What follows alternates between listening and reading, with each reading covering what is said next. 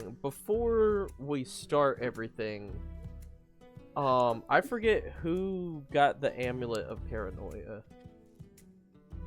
Was it Iman? I forgot to look at my notes. I'm just hanging out. Not me. I do not remember this. I got a lot of things, but that wasn't one of them. Did I? The amulet of paranoia.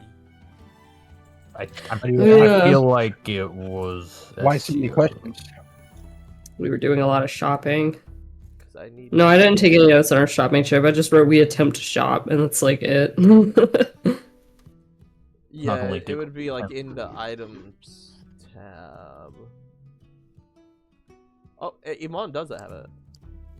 Do? It's the second to last thing in your items tab. Let's look at that. You have advantage on insight checks. However, Iman, I don't think I wore it though, did I? Yeah, you did. Did I? Yeah. Give me a wisdom saving throw. That sounds like an unwise choice. I feel like I would. Why do you do that? What'd you say? A wisdom saving throw. Wait, doesn't he have to be wearing it? Oh no. If he says I'm wearing it, I'm assuming I'm wearing it, but I don't remember. I remember you had to do the wisdom saving throw before. Okay, hold on. Holy shit, man. I will give you. I will send Ooh, you. Plus 3s. He's killing the whole So party. it's an 8 total if that changes anything. Okay, I send you message.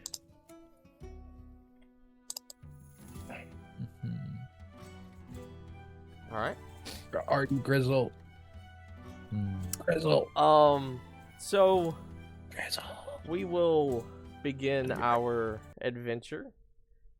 Quick recap for where you guys are right now. You guys followed a lead from to Wildwood Crossing to try to find the source of Tanara's power, who is the first villain that you killed that eliminated your friend Nara. After you made your way to Wildwood Crossing, you found Tanara's mother there and discovered that she actually had another daughter who was making her way towards Tiger Stride on behalf of their father Lavendus, who was like a very powerful, almost omnipotent genie that had been trapped in a ring. At that point, you guys started rushing back to Meracia to try to catch up to Amitra heading towards Tiger Stride. Along the way, right before you get to Meracia, you know, you run into Amon's father, who Amon had some words with about leaving him. Amon found out that his mother was actually really distraught over the whole situation and is somewhere in Meracia, no longer traveling with the family. You guys ended up in a small town and fought. We're basically caught in the middle of two gods fighting. Assisted one. Afterwards, you know, you leave and your memory is completely wiped. You don't remember that you ended up with a like a seed that feels important to you, but no memory of what happened. I believe you guys all also speak Fae now, natively, and you that night also Iman does remember that he met with the Raven Queen in his dreams, and she was not happy with him and the way that he was going about completing his task. Not what I meant. At the beginning of today, Iman woke up with no more dark vision. Iman right now still has no dark vision. Everybody is walking through the day seeing normally. Like, Iman is noticing like dark corners in rooms that he like hasn't seen since he met the Raven Queen. Like, everything is a darker hue, and Iman, you're feeling like this like deep pit of hunger inside of you, and like no matter what you're eating, it's not even touching the hunger. It's just a persistent hunger inside of you. He's been a bad boy. Very unhappy. But you guys made your way from that little town, ended up in Meracia, making your way towards Tiger Stride, and it's around noon when you guys get in. With your knowledge that the journey to Tiger Stride is quite long and arduous, you guys stopped in Meracia for a few hours to gather some supplies and talk to everyone's respective guilds, catch up on anything. But first, everybody decided that they were going to go on a quick shopping spree at Castco. And while everybody was in the store browsing, securing some less than useless items, unbeknownst to everyone else, Thorin actually managed to slip out while everyone was shopping, and he started making his way to the Union as you guys were having your little shopping spree. At this point, I will cut over to following Thorin, leaving the market center of Meracia, heading towards the more concentrated downtown area where there are like large structures, guild halls lining the streets, and off in the distance there's like a very large tower that's larger than any of the other buildings on this like square. And as Thorin is walking down the road, he approaches this building, and it is like intricately crafted stone tower that is like uncountable stories tall, maybe 15-20 stories, and all up the sides are like intricately carved figures inside the stone of this giant tower. And right up at the front door there are like two giant statues of dwarves adorned with construction gear. The front door is gilded in silver and different metals. As Thorin approaches the door, opens it up, and the doors open both simultaneously to display like a grand entrance inside. You can kind of think of like a very fancy hotel. In my mind, I'm picturing what was it? Home Alone Lost in New York. When he walks into, I think it was the Marriott, like just the grand lobby, just like the lobby is like 3 stories tall with chandeliers, big rugs lining the way, but like there's nobody in this. The only thing that Thorin sees is there is a front reception desk that is being manned by a familiar face. Thorin, you see sitting behind the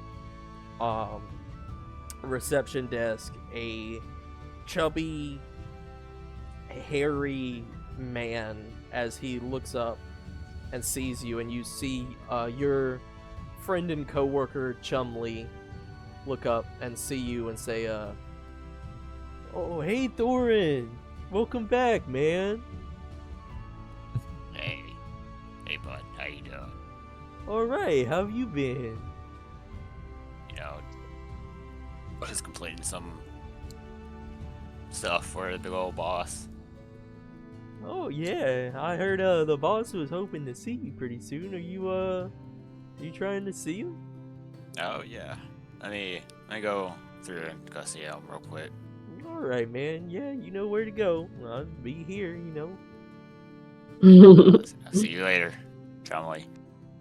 And you walk around the reception desk, and instead of going to all the doors at the end of the hallway, there's like a pillar, and behind the pillar is like a little like hidden doorway path, and you open that and head down a spiral staircase that runs into a dark hallway that is lit by just a couple torches. You walk down this dark hallway to like a grand door, and as you open the door, you come into the main office of your boss, and you see sitting across this large room at this like very thick, heavy stone carved desk, Hector Van Stilt, who is a very short, buff gnome man. And as you enter the room, you hear him say, Thorin, I've been waiting for you. What's his name again? Hector Van Stilt. Van Stilt. Hey, Hector. How's it been going? A little trouble here and there. Problems that get squashed, people that get squashed. You know the deal. Speaking of problems, I took care of one of our problems out in... Where did we just come from? I This is can't Wildwood find it. Crossing. Yeah. Yeah, that's right. I heard you were making your way back to town. I had heard about your little incident. A fire is what I heard. Right. That's a bit dramatic, but it works, I suppose. Well, things didn't really go to plan, but we'll make things work with what we can. Well, it's always a pleasure whenever you do what you need to do to help. And right as he says that, you hear behind you the doors just kick open, just and you look back to see a tall Goliath man, Milton, coming in through the door. He says, I knew I smelled a rat in here. What are you doing showing your face in here, Thorin? I belong here. This is where I'm freaking work here, man. Anybody expect to not see me again? So No. we can just kill. And Hector raises his hand, and Milton stops talking. Milton, we've discussed this. You are excused. I will summon you when needed. And Milton looks at you and just like scowls before turning and heading out of the office and closing the doors behind him. So, that guy sure is a hothead, Thorin. Not too big of a fan of me right now. Yeah, he seems to think that you're responsible for Narek's death, huh? Yeah, he thinks so. What do you think about that? I don't know. Well, as long as he doesn't overstep his lines with me, we'll let him think what he thinks. Yeah, well, that's the thing, Thorin. He has started a petition to actually remove you from the Union. A petition? We do those? Yeah, well, I mean, I'm sure you're familiar every now and then. The only way out is I think you're gonna have to settle the beef yourself, Thorin. If you don't want to fight him, you can bow out, see how the process goes, but it doesn't look good for somebody that doesn't stand up for themselves. So, How many signatures does he have? it's just him, but that's that's all he needs to start the process. That could, you know what? You're right. That could domino out. Yeah. Hey, I think I should go settle. If he gets one more signature, then he doubles. Right, and then if he gets another, it's triple. Every single one triple. is just you get it. You see the problem. I do see the problem. So, exponential curve and all. Do you want to stand up for yourself, fight him, see, how things will go? I guess I'll just go settle it. Can't have this kind of problems floating around. All right. Well, he stands up from his desk and steps around, comes over to you. He is a gnome and you are a dwarf, so he is considerably smaller than you. But as he lays his hand on your side to tap you, you feel basically you're shook by how strong he is. He got them coal miner hands. Yeah, and he says, "It's very admirable, Thorin. I can assure you nothing serious will happen to you, but I can't intervene until everything is taken care of." I understand that. All right. Right this way. I don't want things to go too far, but I mean, if he takes it, yeah, well, you know how it is. He knew what he was signing up for when he started the petition. All right, well, let's go ahead and get this over with. All right, let's head down to the Deep Hollow and get it on, I guess. And you guys go over to the corner of his office, where there is a less hidden spiral staircase as you guys make your way down. Each step gets darker and darker until you come out into this grand open area, and you come out into this grand open cave, and you step in the room. You see to your right the cave steps down into a bigger area that the ground seems to be really scuffed up from where multiple people over time have fought here, and standing above all of the scuff is Milton, towering in the middle of the room. And he says, "Oh, Thorin, so are you finally standing up for yourself?" Well, yeah, I guess. I mean, I just got back. So, I mean, let's go ahead and settle this. I'm gonna make you pay for what you did to my cousin. I mean, I didn't do anything to him. I tried to help him, but I couldn't. Alright, talking's not gonna do you any good. Alright, I step in. Step into the ring. Oh, shit, I'm over here. You hear, behind you,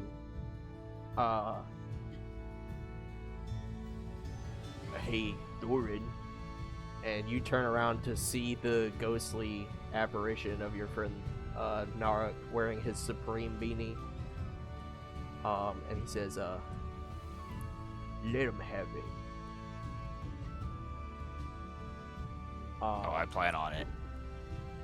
you are going to get inspiration on your initiative roll as you roll initiative to. Yay. Whoopee! Milton looks scary. Oh, he's a Help! fucking Goliath. I know. Oh, but he's gonna get the beat down. I just know.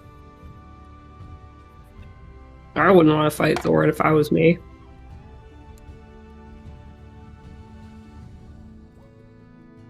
Okay.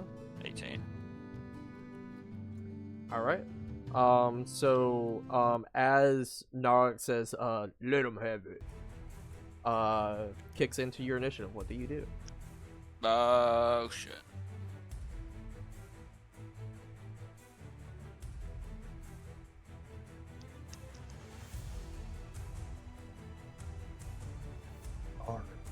Sergeant in charge. I gotta see what I have real quick.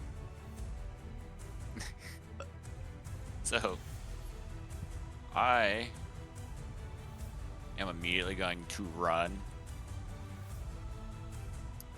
towards the nearest wall.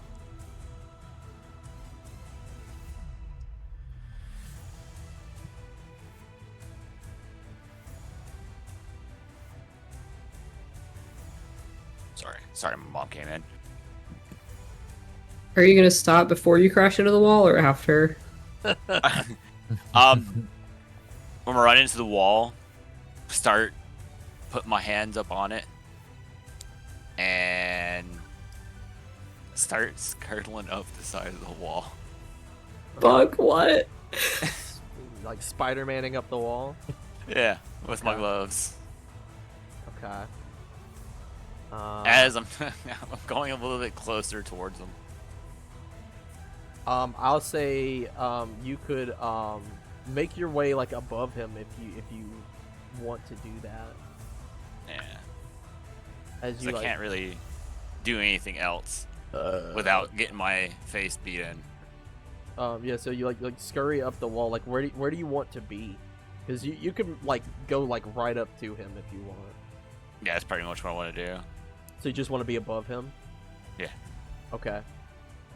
You want to just hold your turn there? Yeah. Okay. So you like run over to the wall, and you like scurry up the wall and start scurrying across the ceiling, and you get like right above Milton. As you do, he's going to look up and say, "That's not fair! Get down from there!" And he is going to swing his like club up in the air at you. He's gonna have disadvantage because he has to like jump up to try to hit you. Does a 19 hit? Yes. He's It gonna does. jump up and swing his club at you. He's gonna hit you and do 17 damage. Ouchie. Because you're on the ceiling, give me like a dexterity saving throw.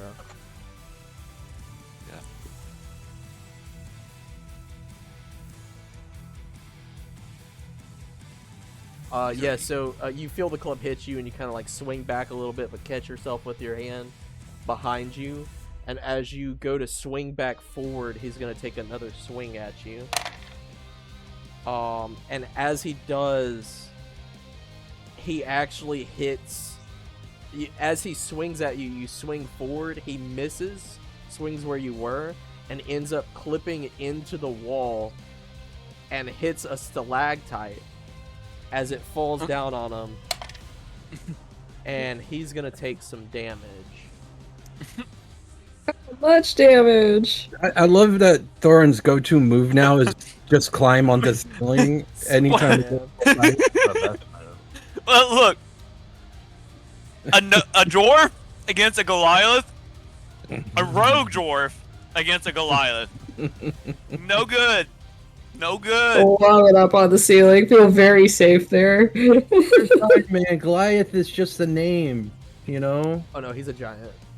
No, he's big. He's a giant giant. He's a giant giant. He like Turns swings. out names have meanings. he like swings up at the ceiling at you and like ends up hitting the stalactite that bounces back and hits him in the face, and he goes, "Ew, stop fucking throwing shit at me." I will not. It's your turn now. I drop on top of him. Okay. As Hell I hit yeah. him. I'll Get say him. that you get advantage on that because you're jumping down off the ceiling as he took that damage, so you can count it as like your sneak attack or whatever advantage. So you can go ahead and roll to attack with advantage.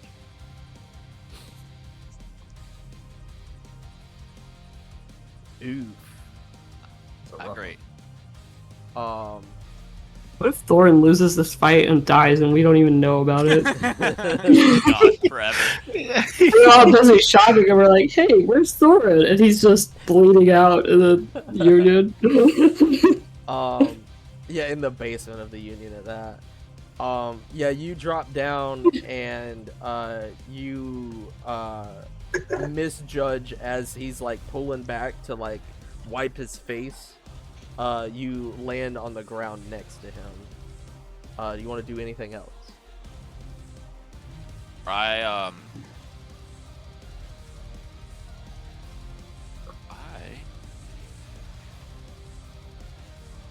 will disengage. When him dropping on his back, was that a surprise attack? Yeah. Did you roll it as a surprise attack? What was advantage? Hmm. Oh, he did roll advantage. I see. Yeah, you rolled 2d, John. You got 2 8s. My bad. That is unfortunate. Mm-hmm. Sag. Yeah, I'm gonna disengage from him Okay. and back up. I bet he's gonna be like, hey, you're running away! I would just start taking stalactites down, see if I hit him in the head. Is that your turn? You have like a little bit more movement, but Yeah, I got back to about right here. okay. Yeah, as And you go ahead. Yeah, that's it. I thought I had something else. I do not. Okay, as you back off, he says, "What you running from me?" And Not running. It's just a tactical retreat. he is going to rush at you and charge at you. And as he gets up to you, he's gonna like take like a full wind back swing as he slams with both hands his club. That's like 23 to hit. Oh yeah. Not looking good for our boy. 14 Sad to damage. see. Yeah, I'm gonna use uncanny dodge, my reaction, to Okay. have the attack damage. Okay, so you get 7.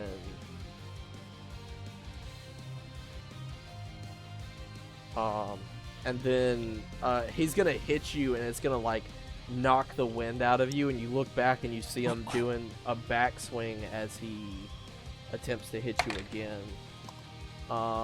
That is 21 to hit. I'm getting my ass whooped. Yeah.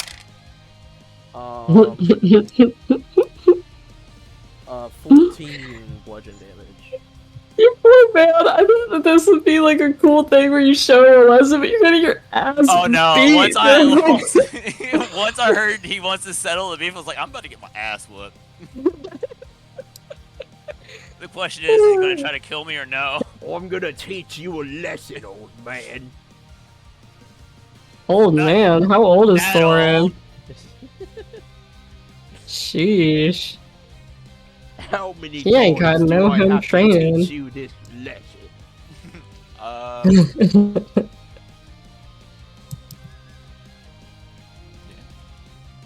it my turn? Yeah, it's your turn.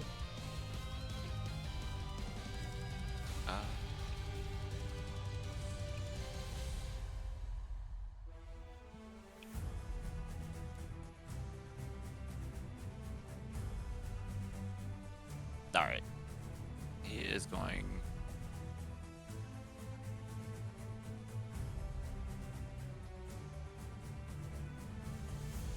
to attack back.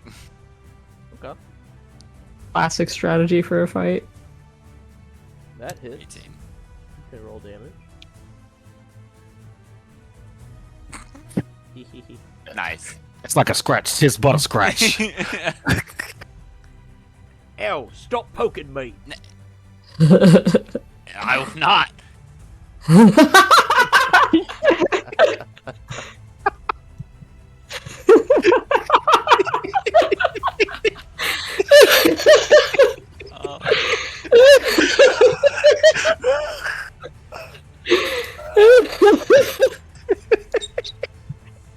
Again, I'm gonna disengage away. Leave me what? 20 That was funny. right here. That's- Tickled, bro. I'm tickled. Okay. I gotta pee now. I'm sorry. Oh no, wait, hold on. I forgot I could spider gloves. So I was right here, right? Yeah. Disengage. I'll say that the movement is like a rough movement. Like he's going to be faster than you because he's a Goliath. You can kind of move Yeah. wherever you want for your turn. Okay. So you like spider climb up this little cliff. So you spider climb up this cliff and you look and you're like almost eye to eye with him now.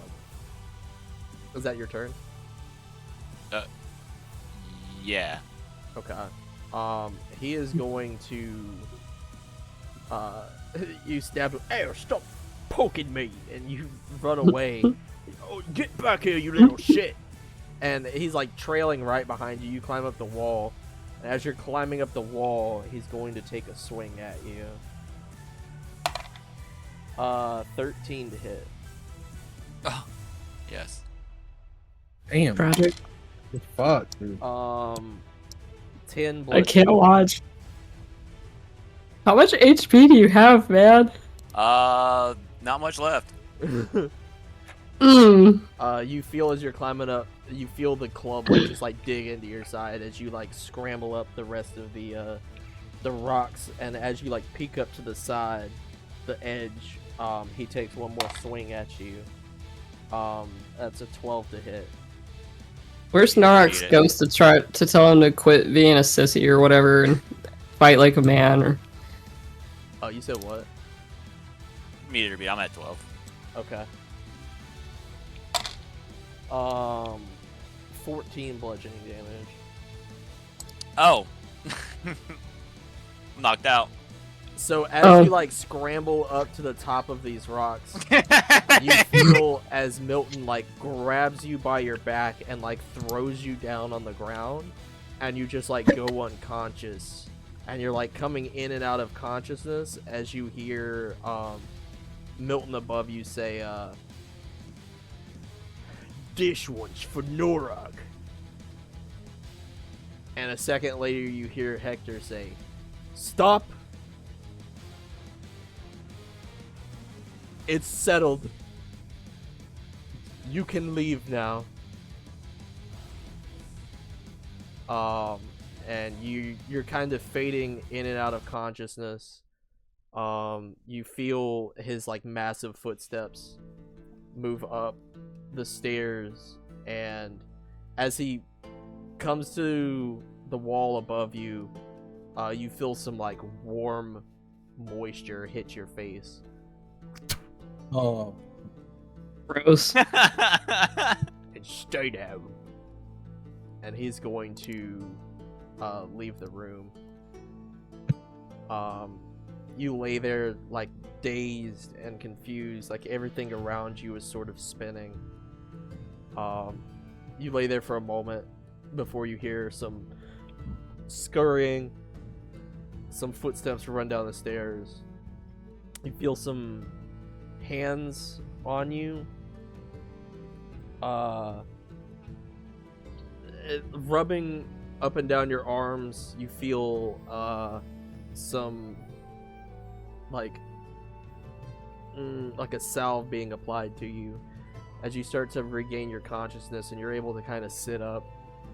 And you sit up and lean up against the rocks, and in front of you there's just a medic for the Union applying healing salve to you.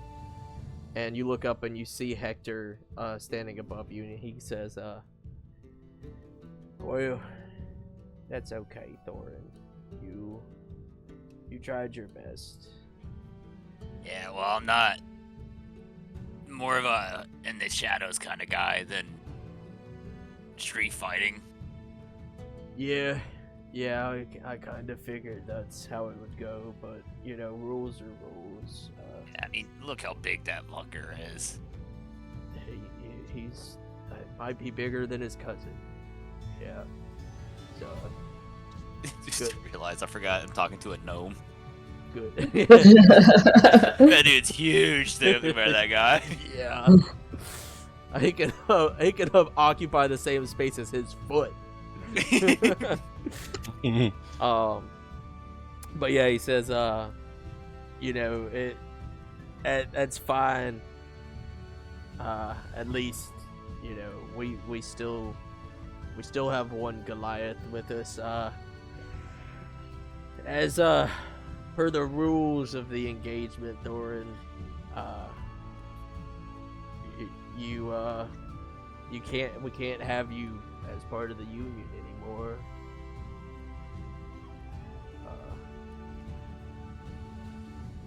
You know, you're still a valuable asset to us, and I'd be remiss if I just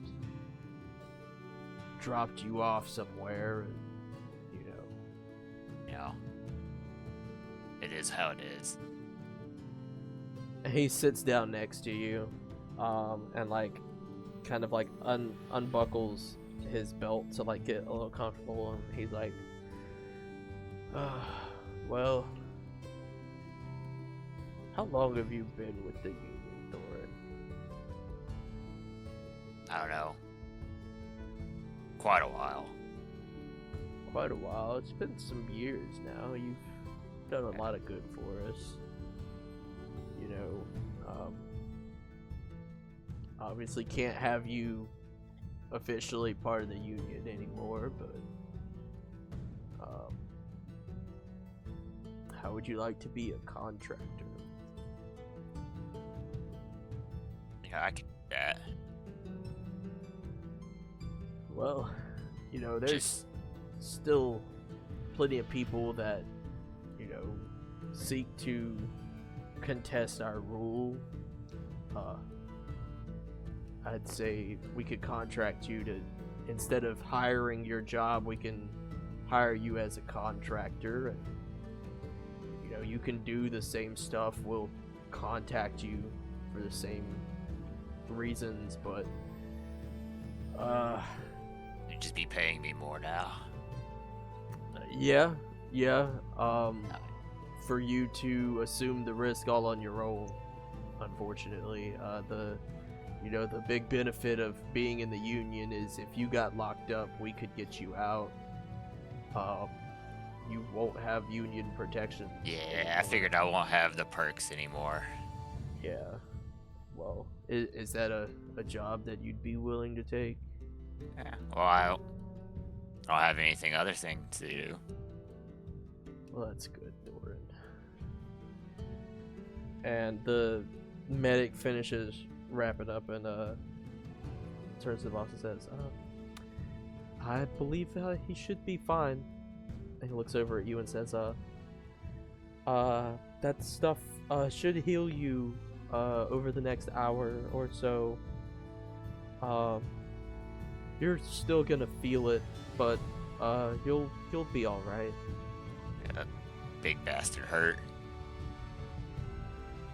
Yeah, I assume it was the big guy that was leaving and cheering as he was coming out the door.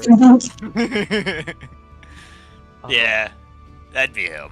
It's amazing that you're not dead. I would be if it wasn't for Hector. stopping them. Hector taps on the guy's shoulder and like gestures and says, well, good luck. And he gathers his things and heads up the stairs. Hector sits there in silence as you guys wait for him to get out of the room. Doors close behind him, and Hector goes, so Thorin, you, we do have, an extra job here in Meracia while you're here if you want to, take care of a little business. Might as well while I'm here. Alright, you know, you should probably write this one down. There's a man who lives down in the slums. He's been a worker for us for a while. His name is Buck Midley. And he hasn't been paying his dues on time for a while. We think it's time that he's taught a lesson on prompt payment. I don't think they What do you want me to understand do to him? unions. You said what? This isn't a union. This is a gang. This is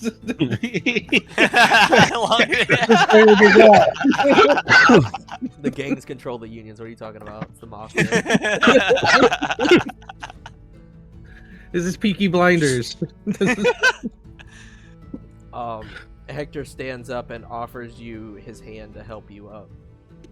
What do you want me to do to him? Well, he just needs to be taught a lesson. I do want to remind you, it's up to your discretion what you do, but we need his money. We don't want his life. He needs to live, preferably in a condition that he can still work for us. I can work with that. All right. Here is and he reaches in his pocket payment for retention of your services as a contractor, for any fees that your travel may occur, and he gives you a bag of 200 gold. That's of course just your initial retention. Each job pays, unlike direct work with the union. So yeah, if you complete this job on Mr. Midley, we've got some more payment headed your way. Is there anything else you need to discuss, Thorin? No, I think that's all for today. Alright, let's head out then. Wasn't necessarily planning on getting my ass whooped today. We never do. You guys make your way out of the deep underbelly of the Union and into just the regular underbelly that is his office, and he sits down at his desk and says, we'll be seeing you around, Thorin. I'll see you around. And you head back to the spiral staircase, make your way back up as you enter into the lobby, and you start making your way towards the front door, and you hear Chumley go, "Bye, Thor." Whoa. Bye, Thorin. Bye, Chumley. By the way, I'm limping out. Yeah, you're limping. You're like bloody as fuck. Like Yeah. You've got cuts all over your face. You've got bruises all up and down your arms. Like you were like visibly fucked up. Not hiding this one.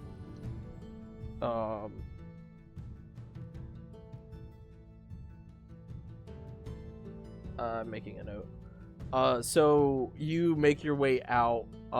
Where are you going from here? Are you going to the slums, or are you going to go back to the group? I'm gonna go back to the crew for now. Okay. So you start I need making a little rest and. yeah, you start making your way back. Functionally, I can tell you can go ahead and heal back to full, but you are going to be like slowly regenerating over time. Now we will cut to everybody else. You guys are finishing up at Castco. You guys finish up buying the things that you want, and at the end of it, you see Amon just go on like a fire sale deal, as Iman just buys everything that he can from this sketchy person, or this sketchy weasel. You guys get everything, and you make your way out the door. And you look around and you realize that you don't have your friend Thorin on your side. Hey guys, where's Thorin? Yeah. Wasn't he just here? I glanced around the corner. Maybe he went down another aisle. Thorin? Grizzle's wearing the amulet of dark vision. I don't see anything.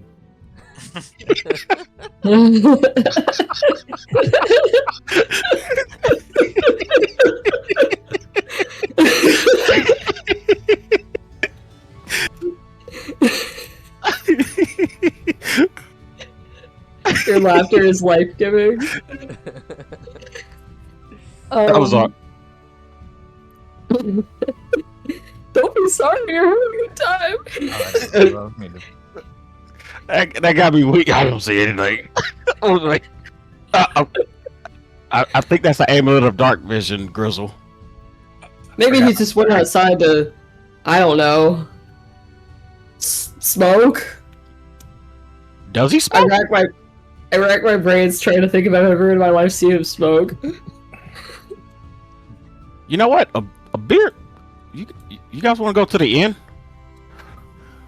You suddenly behind you hear just like this creepy voice just like impose on your conversation as you hear, "Did someone say smoke?" And I turn around and look at the source of this voice. yeah, you turn around, and in this like dark alleyway between these buildings, you see this Yanti man with like a black robe and a hood pulled over his head, and he's got like a trench coat, and he kind of like peeks his trench coat open a little bit. He's not wearing anything under it, but he's like got a reptile body, and in the side of the trench coat there's just a bunch of little baggies, and he says, "You want to buy some smokes?" Oh, no? Oh, well, maybe not you, but what about the rest? What you got there? Still have Well, some excuse from me. the previous. Maybe SEO was in there. Previous. We ran into someone on the road. Well, there's always more to go around.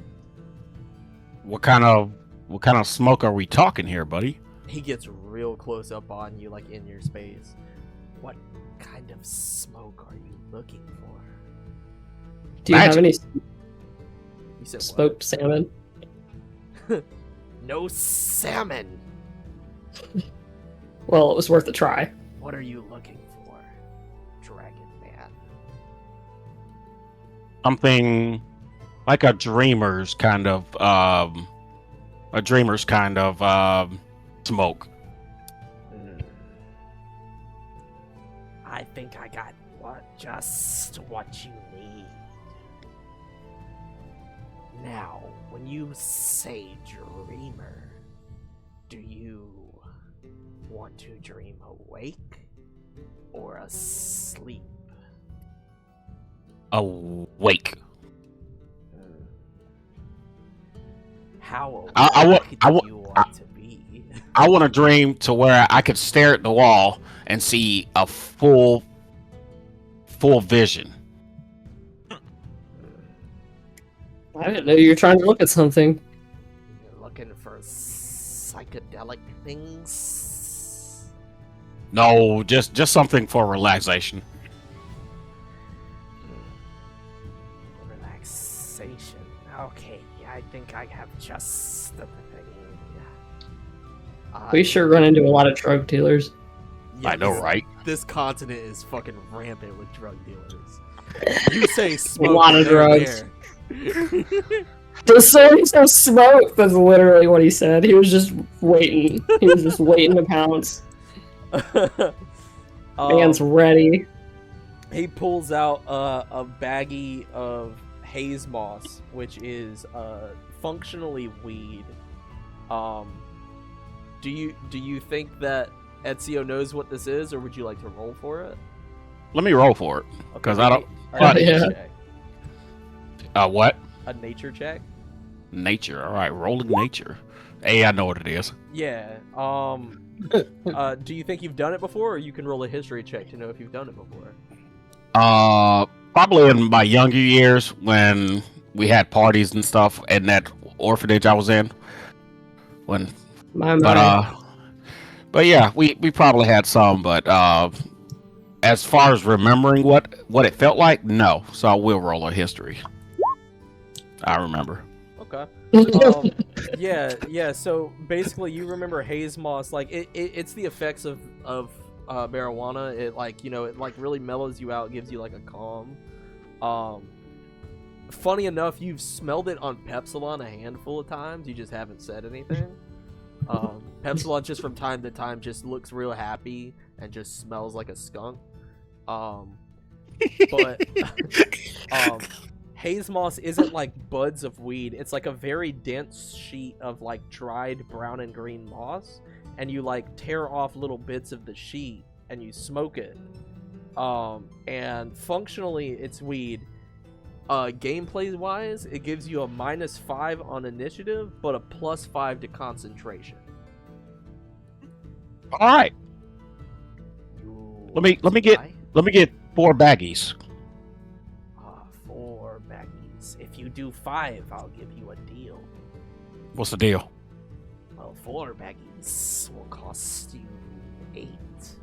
5 baggies for 9. 49. For 9 gold. Deal. In our question, in our fantasy world, what are baggies made out of? Biodegradable burlap sacks. Oh, okay. I was just wondering. I wasn't ready for that question. Well, I did show up to a thesis defense today where I had to answer a bunch of questions that I may or may not have been ready for, so I feel like this is only fair. Let me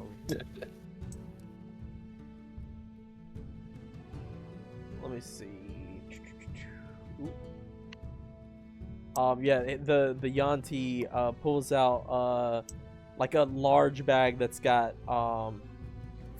5 sacks worth of haze moss, and that equates to 10 doses each, so you have like 50 doses of haze moss. Do you plan on selling this? No, I'm gonna smoke it when I have free time. Good. Personal use only. Why would I sell what I just bought? Good question. Wait, you just bought yours? Now look here, guy. But I sell what I just bought. Anything else for you, or your? Nah, I'm good, but thank you. Can I check on my own stash of haze moss? How much do I have? Roll me a Never D10. really. I feel like I haven't been smoking that much. I can't take out my dice. I'll roll 20. We've been like in and out of like story mode like that. You probably smoked it along the way. 2. You're getting pretty low, but like you could probably like like, you're not like addicted to it, so you could hold out for a while. But I mean, he's right here. But then again, they seem to be everywhere. It's up to you. You know, we're in the city, and you know, who knows how long it'll be. I'll buy a little bit. Okay. It's 10 doses for 2 gold. Okay. Okay.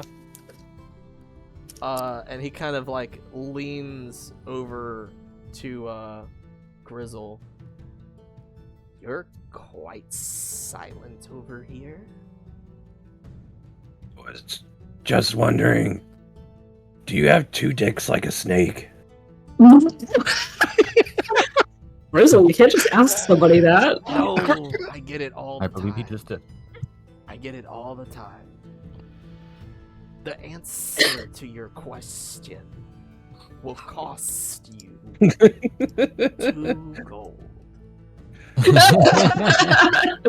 I'm good. Honestly, I love that for him. Racism costs.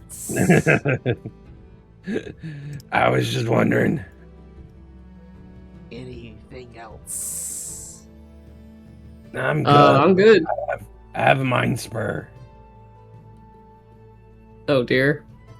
As you say that, he like puts his hood back on and backs into the dark alley. Those of you with dark vision just see him just back into the alley and just stand there. Those of you without dark vision see him back into the dark alley and just stand there, but it's darker.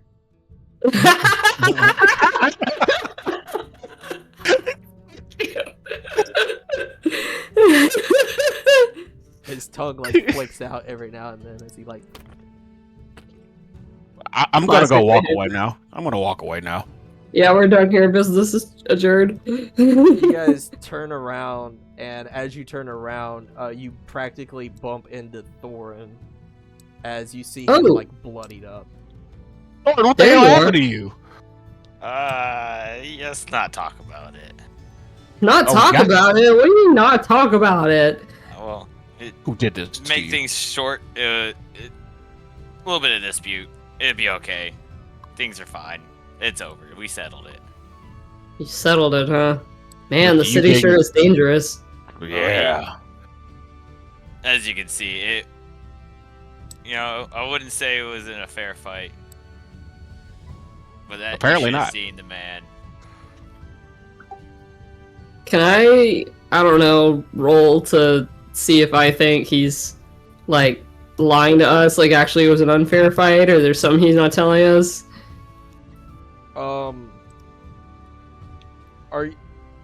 Is Thorin trying to be deceptive just by the nature of his job? Or are you just trying No. to be coy? Just trying to be coy. You can like roll an insight check if you want. Okay. Yeah, why not? I like rolling dice in our dice game. Oh my god. Jesus. Are you fucking kidding me? I rolled a natural 1. Plus 3. I'm naturally insightful, but I fucked up on this one.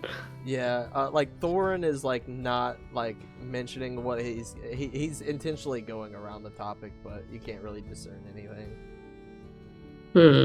Curious. Grizzle slaps Thorn on the back. Guess we should see the other guy. I'm just glad. Well, I'm glad you're safe in any case. And that you're back with us. This is good. Despite the looks, I was in no real danger. How can that be? It was sanctioned. Because he's a badass, obviously. Sanctioned by who? Are you getting into like street fights, like wrestling? Just a beef. It had to get settled. Part of union stuff. Oh, union stuff. You wouldn't get it. This union sounds like tough employment. Couldn't be me. Yeah, well. It's pretty tough. Well, what are we doing here now? Well, we've about done with our shopping, and I think we said something about maybe going to the inn.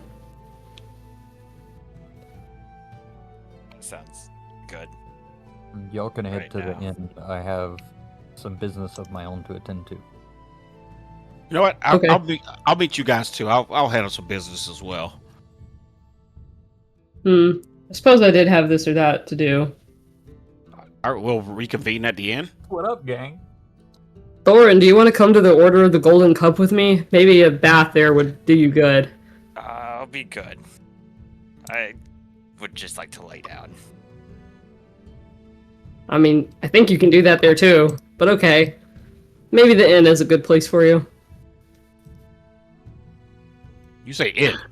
Your golden cup is here, Pepsilon?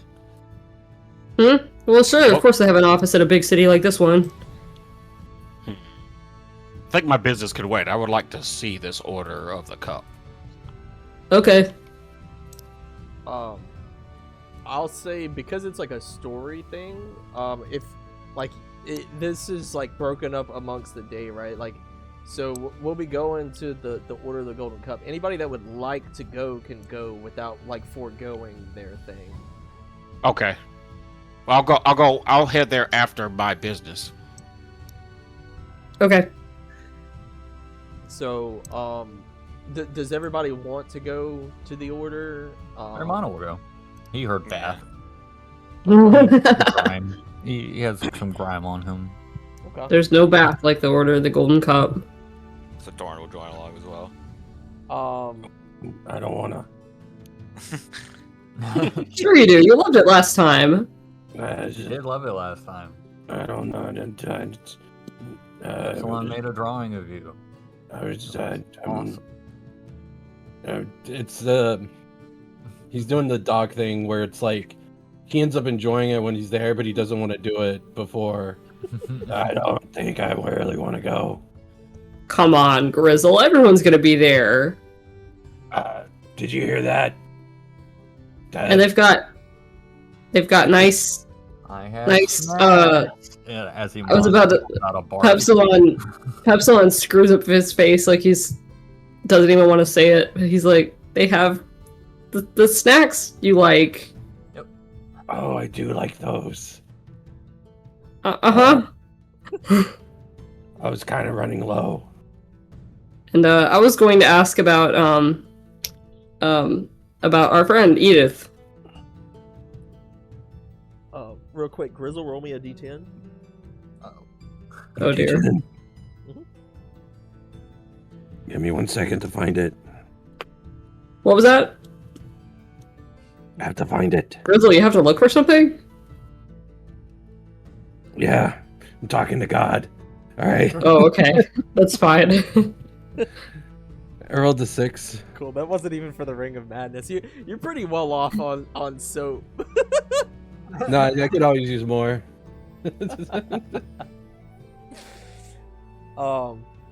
Yeah. Which, by the way, SEO, Grizzle doesn't use soap. He eats soap as a snack. In fact, it's chopped up right now.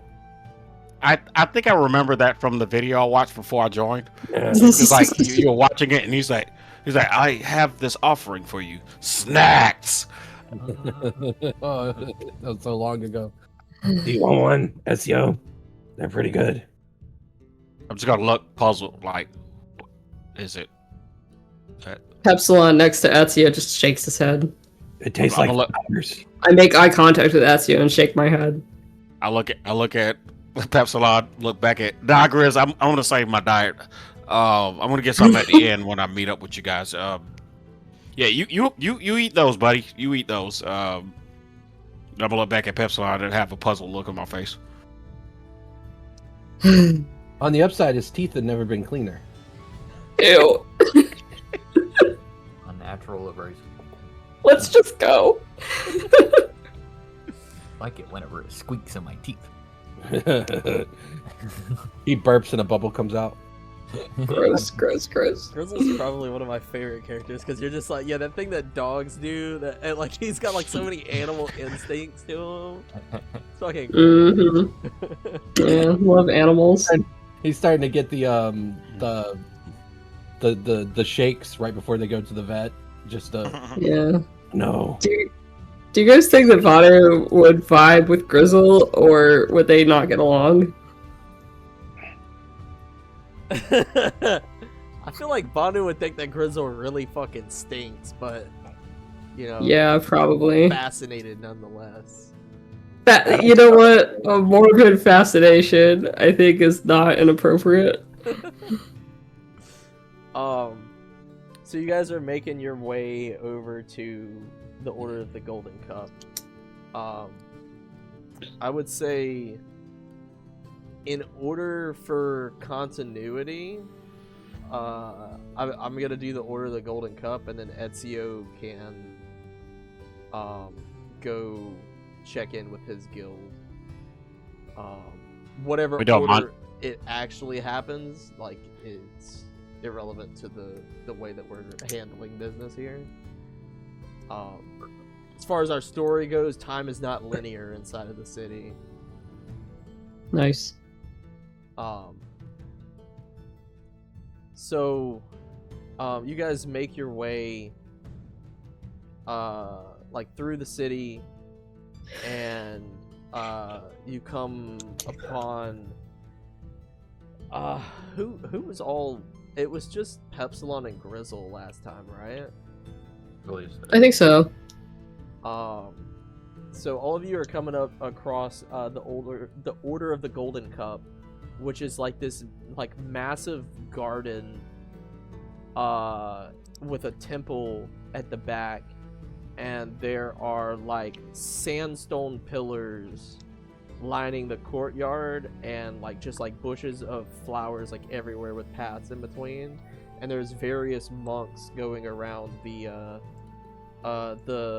area watering the flowers. Pepsilon, you noticed this time compared to the last time you were here, there's like a considerable more amount of monks. There was like 2 or 3. Now there's like maybe 6, 7, 8, 6, 7. You're too old for that. Don't say that. What? Would you say there's as many as 6 or 9? Yeah, it could be. Yeah, it could be. Good. Glad to see new faces. Do they look like they just newly joined, like they're acolytes, or are they like, you know, maybe they've been here for a while? I'm sorry, what did you say? I was wondering if they look like they've just recently joined, or if like they're acolytes, or if they've been part of the order for a while. I figure if they wear a uniform or something, I might be able to notice. Yeah, there seems to be like most of them are acolytes. There is like all of the acolytes are, you know, performing the yard duties of maintaining the garden. There is one actual monk making his rounds, kind of looking over the flower beds, and kind of notices you from the distance. I'll go greet him. So you make your way down this like beautiful pathway. It's like a sandstone pathway. There's a lot of sandstone in between like the lush flowers, and you guys all make your way to like the center of the courtyard as you meet up with this monk. And a taste of home. As you get closer, you recognize this monk as being one of the monks that you had talked to previously. And as you approach, he will put his hands together and bow his head down at you. I'll bow back. It's good to see you again. Ah, yes, Pepsilon, your travels seem to be doing the order some good. Really? That's from what I can deduce, there have been a large influx of people joining the order, coming from the west. The west. I look around at the acolytes.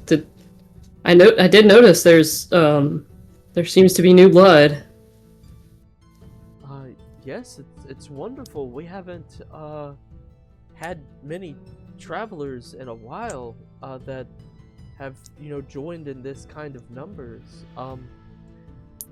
I am a tad worried. We haven't gotten many travelers from the east in a while.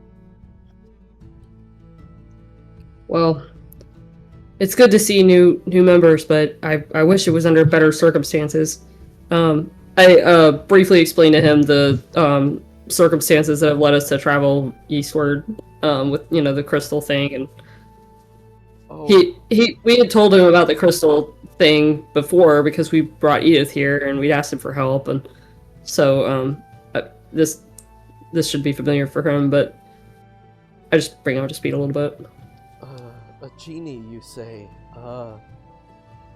Yes, those can be quite dangerous. I hope that, their warpath isn't what's stopping people from traveling from the east. I hope that, we've sent envoys eastwards and haven't heard anything back in a while. I hope that the water supply towards Tiger Stride is doing all right. I hope so, and I intend to check on it myself.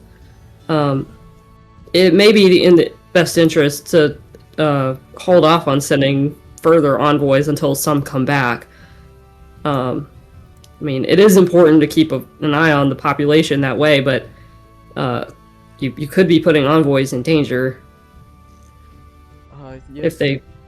We've stopped travel eastwards until we get word, but I hope that your news has nothing to do with this, but we can only hope and drink. I hope so, yeah. My heart aches worrying about my home. I'm from Tiger Stride, as you know. Yes, hopefully, water willing, everybody makes it out okay. Yeah, water willing. He pulls out his wooden bowl and pours from his little decanter and sips from it. Yeah, I'll have a little sip myself. I'll take this moment to let me introduce. Do you remember what this man's name was? I definitely don't.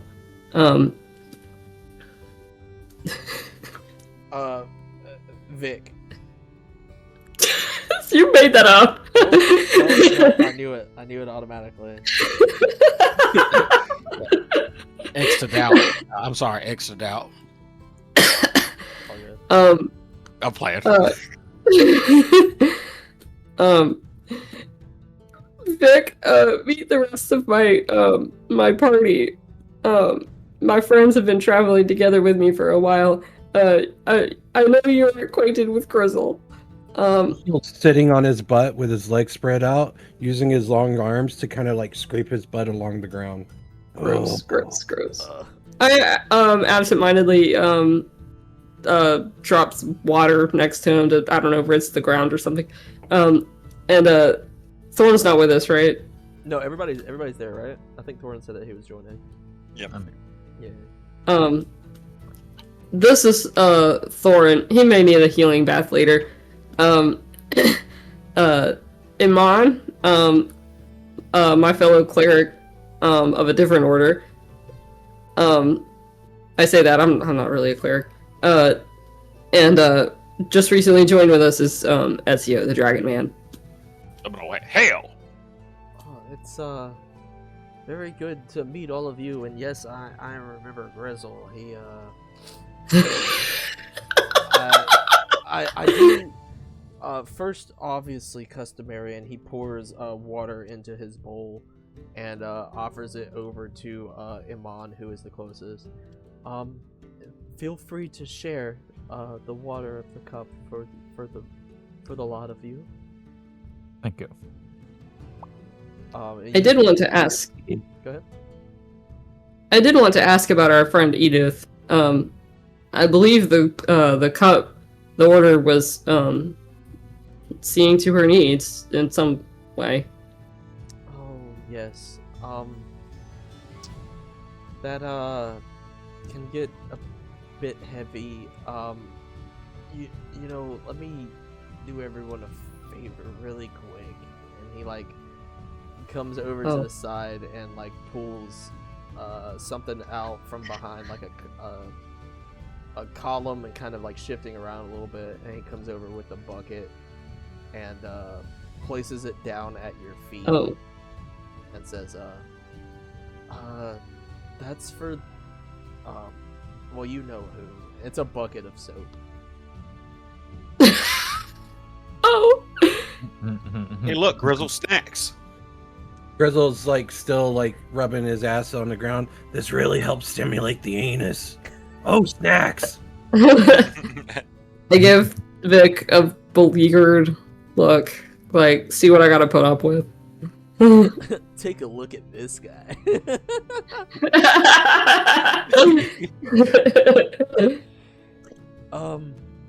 Yeah, so as far as Edith, she's here. She's not been doing so well. We've had to put her in her own room, and she's had a monk sitting with her 24/7. I see. I don't know much. What I do know, I feel will give you poor context. So, maybe you should just talk to the monk that is taking care of her. Okay. She will be, if you head into the order, there is a room all the way to the left. She should be in there, along with,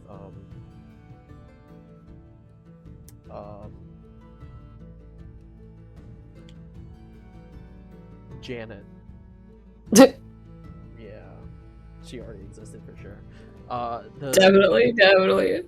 Janet I has believe been the caretaker for Edith for a good week now. We've been rotating shifts. It's quite a lot to take care of her. I want to give you a heads up when you go in that she's not quite who you left here. Oh. Okay.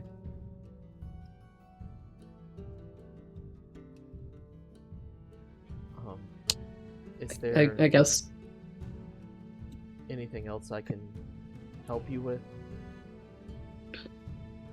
No, I'm glad we had this time. I guess I'll go in. Actually, you know what? On my way in, I wanna, I imagine myself, like, walking in with the party and passing by one of the guys, you know, the acolytes who's gardening.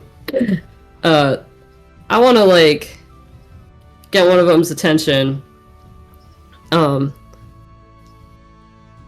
Hail, what is your name? You bitch. My name is Evan. Oh, I thought you were Evan. Yes. I hail from Midwood. Just west of Meracia. What is your name? Pepsilon. Evan, I was curious to know, I noticed that you are new to our order. Why did you decide to join?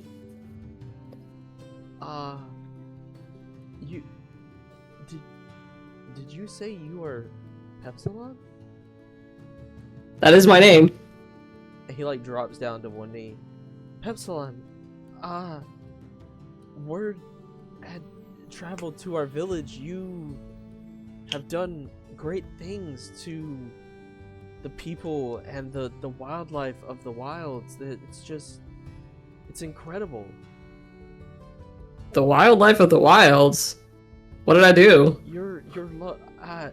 I heard a story of you feeding an entire pack of wolves out of your you bathed them in the holy water and you made them whole, and at the same time like used that ability to like magically free one from a trap. And I had to join. I turned to the fellas. Does anybody remember me doing that? There were bears. Yeah. I think you. That was the bear that time. There were some wolves that like crossed your path, and you like gave it water, and then it got scared off from something. Yeah, I do remember. Yeah. Yeah, Yeah. the bears though were the ones that was caught in the trap. I have a question. I do like how the stories combine though. Do That's how legends are born. is it true that you like assisted the entire Floridian population? I heard that the Floridians like they flourish now because of the water that you given them. Can I time in? Are we by Pepsilon or did Pepsilon leave us? No, you guys are all there. Can I chime in? I was like, Pepsilon, you're like a hero in these parts. I shrug at Ezio. I have visited the Loridians. Not sure if I had that big of an impact. I'll have to go back and see them sometime and see if it's true what you say about the water. But in any event, I'm glad you're here. But I am just a guy, you know. Oh, you're Anyway, too humble. with the power of the healing waters, I'm sure that you'll do great things too. I aspire to be you, Pepsilon. Grizzle goes with his mouth full. Pepsilon's great, but he's not eating his snacks. He has his like shoe off and is chewing on a toenail. Hang no. This has started to weird Pepsilon out just a little bit. I did not mean to be an object of worship in any way. But I'll say to Evan, we have some business inside, so it was nice to meet you, and I'm glad that you joined the order. It was great to meet you, Pepsilon. Thank you for everything that you've done. I'll bow a little bit and then go inside. He'll return to his gardening. You guys make your way into this like large temple, and it's like a very well kept, like shined sandstone temple. Inside there's like large pillars and this like very big like almost like a ballroom. You turn to the left, and over in the corner you see like a kind of recently built room with a door that is sitting ajar. What's in the jar? Open. Grizzle, no, not yet. I'll remember what you're doing.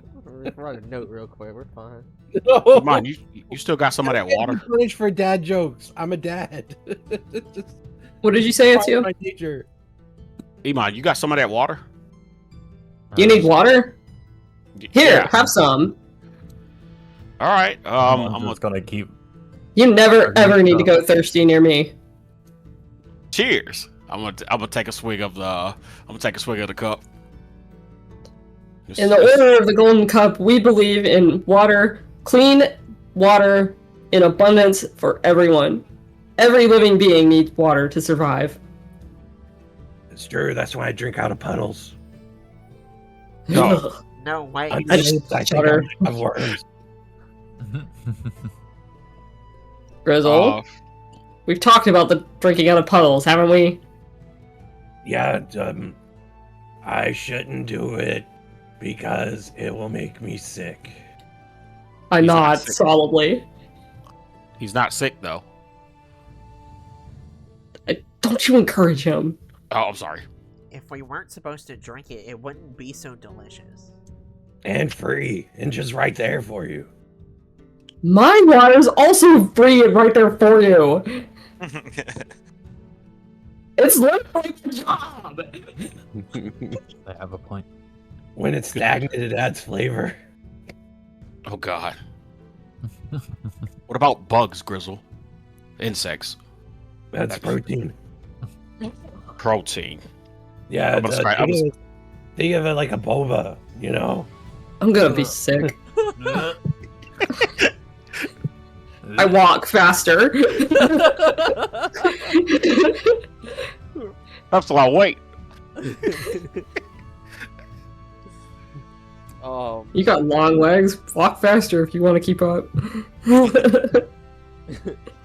Yeah, you guys end up catching up with Pepsilon, and you come over to this room with the door open, and you like peek in, and you see a young half-elf monk with like blonde hair sitting on a stool wearing like brown monk robes, reading from a book.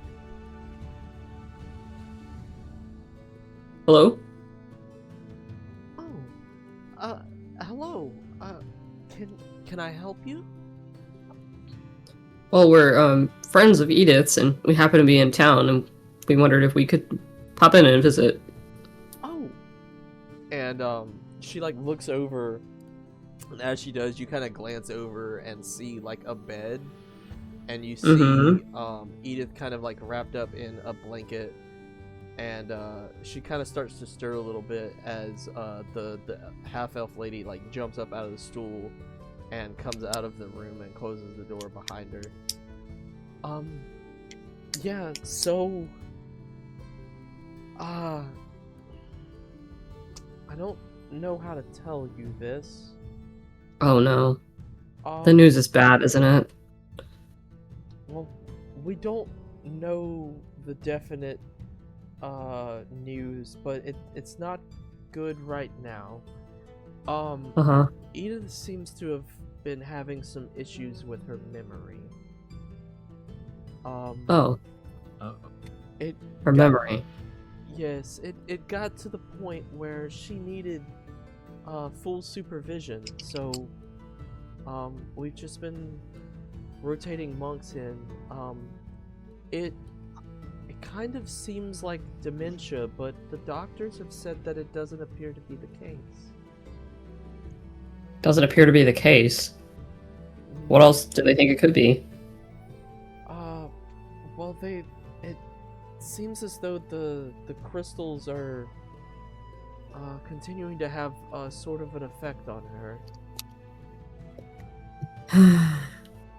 I was worried that could be the case.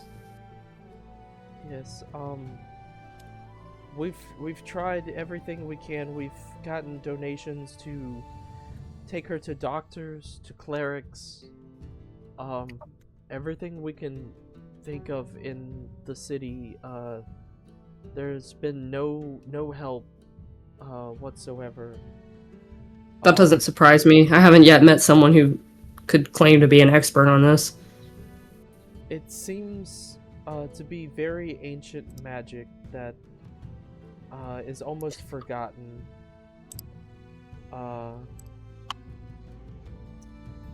Well, for the time being, you know, you guys are welcome to visit her. She has good days and bad days. Some days she's a little more lucid. Other days it's quite hard to hold her attention. I believe she's having a good day today, so it might be a good time to try to see her. Take a real deep breath. Before you go, I hate to ask, but and looks like across like all of the group, you all seem to be good friends of her since you're all coming to visit. We have started a collection for Edith to try to get her money to purchase a residence here in the city, to get her a little more comfort than what we can provide, and perhaps also get her a caretaker to live in the house with her. How much are you trying to... Grizzle gives 100 gold. Oh. That definitely will help.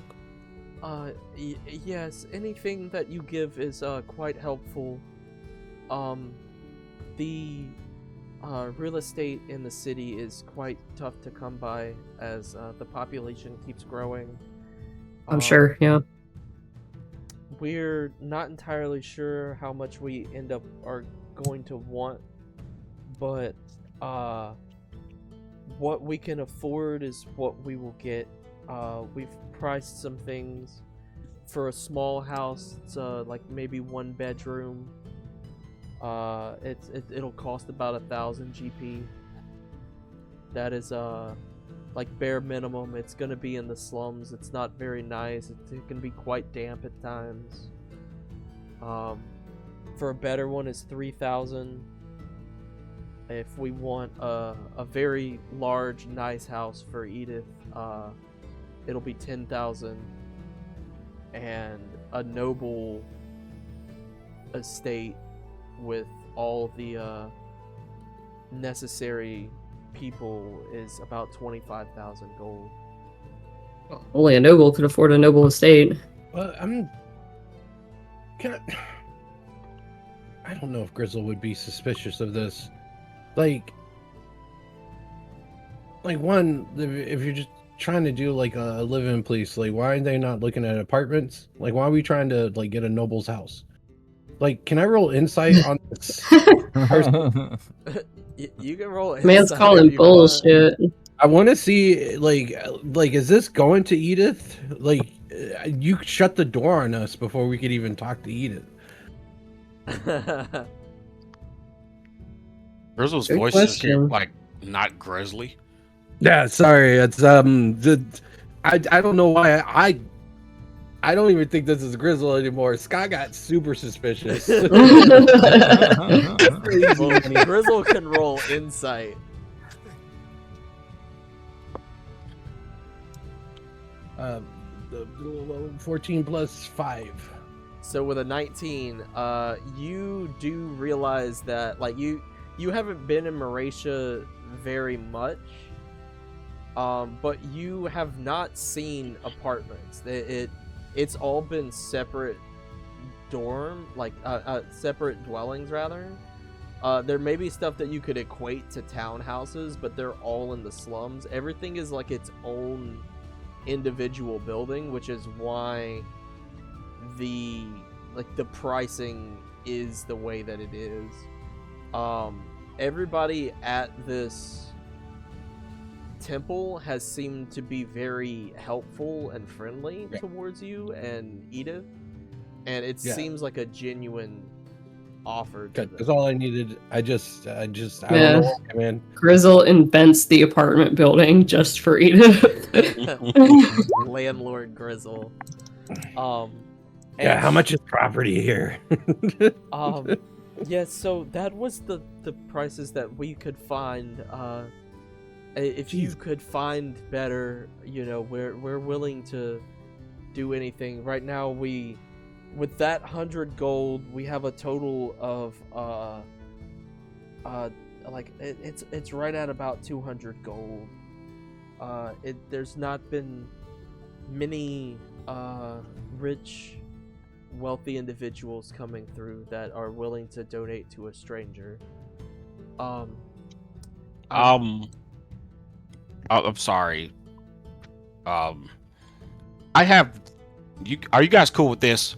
I'm gonna take out the Orb of Infinite Wealth. Like, do you think this is a good cause for Edith, guys? I wouldn't give that to anyone. That's a bad idea. Yeah, the issue with that, man, is you have to redo all of what we did. No. So having that. What did you say? No. Who said no? So he fixed the orb so that way it will teleport you into a dungeon, but you just have to clear the first like bit and then you can leave. So you can go like bit by bit as you want to complete the dungeon. I can't find the orb of infinite wealth. I have it. I'm the one that took it. Well, congratulations, but it's not. There's no description here. Like I looked through your items, man. Like I don't know where it is. Go through my pockets. Yeah, I didn't remember who took it. I remember this. I always thought that's kind of cool, but it feels like one of those. I don't know though. I mean, it feels like they're not going to be able to put very good use to it for Edith. Okay, fair enough. Because they would have to like hire a team to clear it, and then trust that they're being trustworthy and actually giving whatever they earned and risking their lives, which would cut into the profits of whatever they're doing. This is stressing me out. We haven't even seen the woman we came to see. That is true.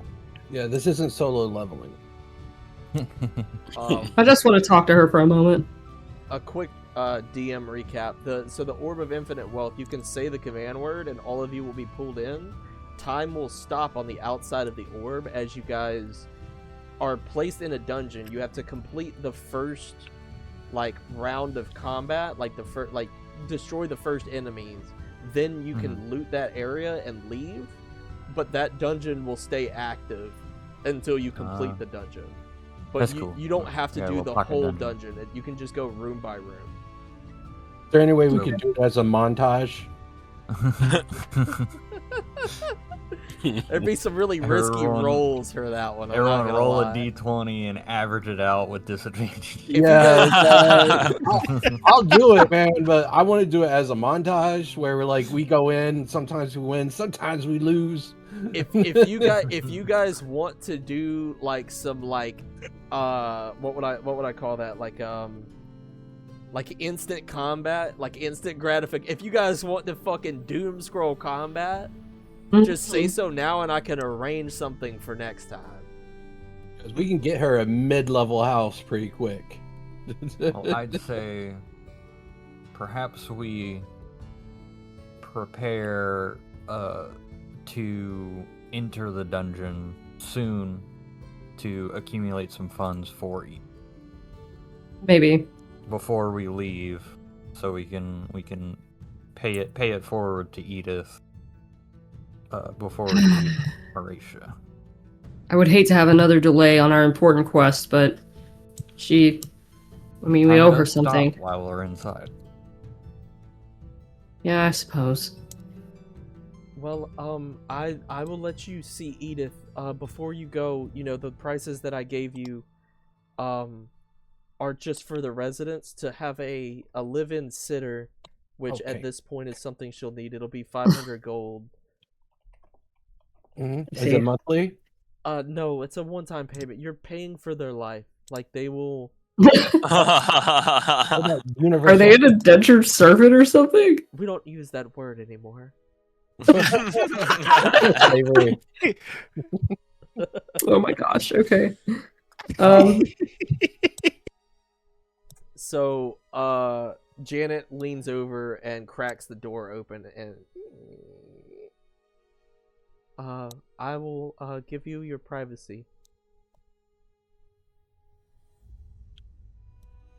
I go in there and say something like, "Hello, Edith." You guys step in and you see Edith on this bed tucked under her blanket, and as Pepsilon speaks, she kind of perks her head up a little bit and turns over and she says, Vincent! Oh, Vincent, I can't believe it's you! I'm a little taken aback, but they did prepare me for this. I'm gonna roll with it. And I say, long time no see. We've been worried about you since the last time we were here. How are you? my side hurts a little bit. Who's that with you? You got some new friends, Vincent? I quickly introduced the gang. Oh, Him on waves. I feel like there's somebody missing here. Didn't you used to have a really tall friend, Vincent? Well, he's not traveling with us anymore. Oh. Well, that's... people come and go, and, we traveled for a long time, Vincent. Eventually, we settled down, and we had to stop traveling with people, and, everybody else just kind of kept moving. Yeah, that's the way it goes sometimes. She kind of like stares off in the distance. Yeah. Oh, when did you all get here? Just now. Oh. Yeah. Definitely. How do you know my name, furry one? One time you offered me some really good cookies. Oh, my husband, Vincent, he always loved my cookies too, but he died a long time ago, I think. I don't really, I'm sorry to hear that.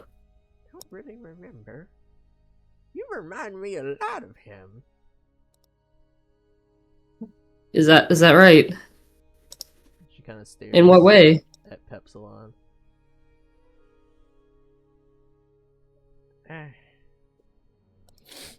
What's that smell? It's probably Grizzle. Grizzle points at SEO. What? It's you bear. Oh,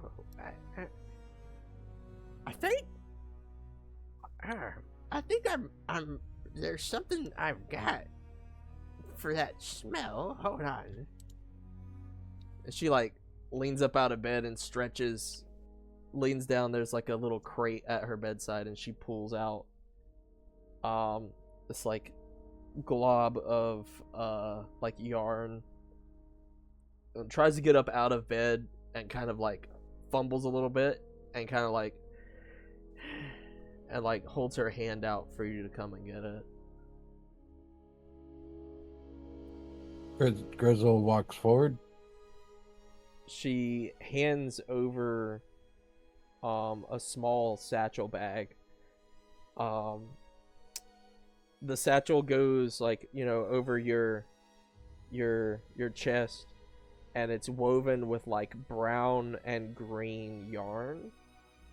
It has like almost a default camo look to it. Cool. There are various little paw prints of different creatures that run up along the strap and like onto the bag and kind of scatter across the bag. On the inside of the strap, you can see stitched into the fabric, Edith stitched her name into the inside lining. As you kind of like sift through the bag, you see that there is actually like a small hidden compartment in the bottom of the bag. She says, you should try that on. See how that fits you. This is beautiful. Edith, you're amazing. Yeah, you really are.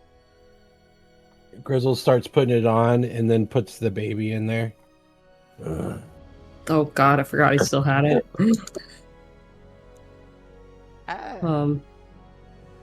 Sorry, I'm gonna post in Grizzle's items. The satchel, if there is soap in the bag, it will grant you Oh no. temp HP if you eat the soap. the fleas that are constantly crawling all over you, when you had mentioned this, you liked the fleas. The fleas no longer bite you, but you can just feel them like happily crawling around all over your skin. That is disgusting. It feels If they don't bite anymore, fleas are parasitic creatures. Do they just not feed anymore? Like, do they just land on Grizzle and then die eventually? They feed on you guys at night. yeah. You guys are gonna start waking up with bug bites. I'm literally patient 0 right now. Awesome. Yeah, I know this is meta a little bit, but I'm gonna throw some soap in there. I'm carrying a lot of things. Yeah. I have bagpipes, for God's sake. I need space, and I gave away the bag of Ifning holding to Mon. So I also Great. say the third effect of the satchel is it has a strong lavender scent that, like, you guys, like, as soon as he puts it on, like, you just smell like it's like a pleasant lavender scent. It almost smells like a nice air freshener. Wow. Do you have proficiency in persuasion, Grizzle? Fuck no. You do now. You do now. Whenever they're within 15 foot of you. You know what's crazy? So, like, when I designed Grizzle, it's because he has such low charisma. The smell was the reason, like, on why his charisma is so low. So you doing this is kind of cool. Man, holy I shit. can't believe Is that a plus Grizzle's. persuasion? It was a -1. I can't believe that Grizzle smells so powerful that Edith remembered him through all of this. Wow. Grizzle, you hear from, like, she's got a bedside table, and there's you see Vincent's mug, chipped mug, sitting on the bedside table, and Grizzle, you hear, Grizzle, Yeah. I'm in here. Okay. I've been taking care of her. Of course. Grizzle, who are you talking to? Not yet. You keep taking care of her. Grizzle, Yes. Grizzle's memory's not good. Say that one What? again. Grizzle, your Edith's memory's not good. Oh, yeah. Sometimes memory fades when we get older. Since you've been here, do you think that's age related, or is it part of the condition? I shake Grizzle's like arm a little bit. Grizzle, who are you talking to? The cup. I look at the cup. Yeah, it's Also just look at the Vincent's cup. Yeah, it's just Vincent's cup sitting on the counter.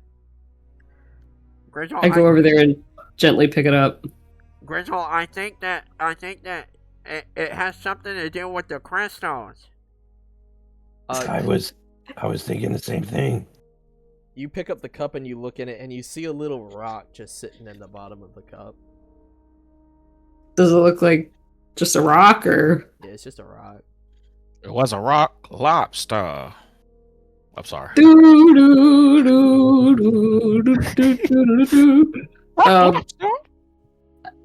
Oh my god, a rock in a cup? I wouldn't want Edith to choke on that. No. I pull out the rock. No. Help, No. Grizzle! Help, Grizzle! No, they're watching. They're watching over Edith. Put them back in the cup. The rock is watching over Edith. Put me down! Rock is watching over Edith.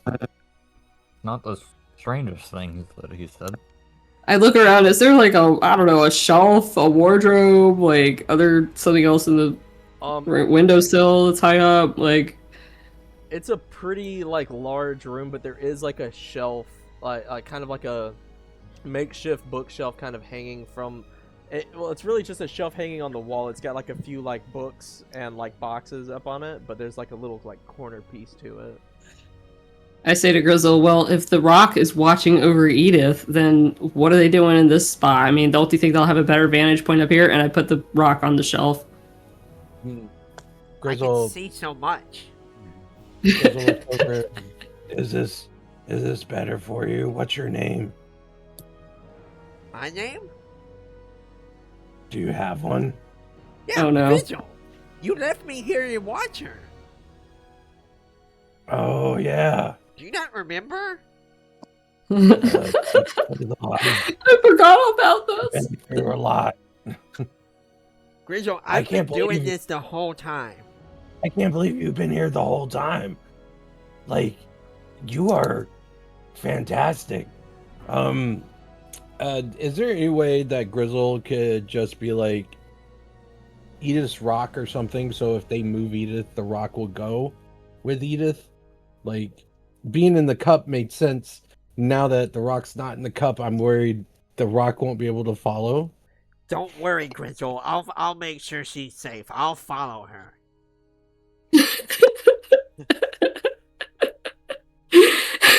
I'm convinced. No, I totally, I know you'll do it. Look, Fizzle, this What'll is it an do? important job, and you're the only one I can trust. Thorin, you know about rocks just like I do. I mean, have you ever talked to a rock before? I didn't think they could talk. I don't think they can. See, that's what I thought. Ugh, Who So, are you a talking little grizzling around. just a rock hard guardian angel. Okay. Okay. I need a All right. guardian angel. Well, doesn't everyone benefit everyone?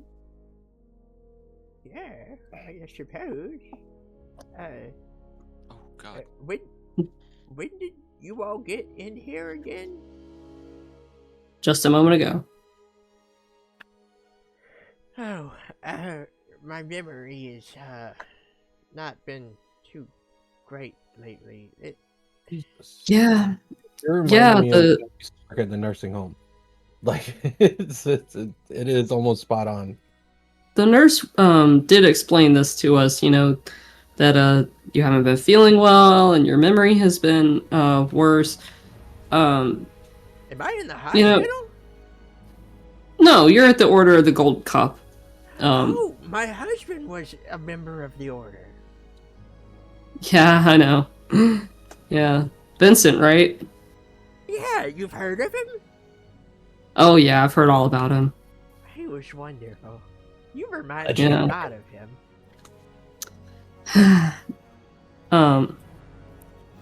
But This hurts.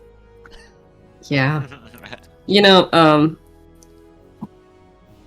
God, fizzles so hard. that is heartbreaking. Capsalon decides that he's seen enough, and is encouraged anew to destroy the genie menace. Now that the cup is free of fizzles, he'll put some water in it. I assume it didn't already have water in it, and fizzle was just hanging out in there dry. Maybe I'm wrong on that. Yeah, that's right. Fizzle, you avoided the bath. Imagine leaving Fizzle in there and you take him out in water and you take him out. And Vincent's cup is like a magical one, right? Like, I mean, it's the Order's water. You just take him out and it's like the cleanest rock you've ever in your life seen. Like, it's just gleaming. That would be amazing. But no, Pepsilon puts some water in the cup and says, well, Edith, it was good to see you today. And I hope that you stay healthy and maybe soon I'd like for your memory to improve and you can remember the things that you care about. least I never forget you, Vincent. I shed a single manly tear. And I leave.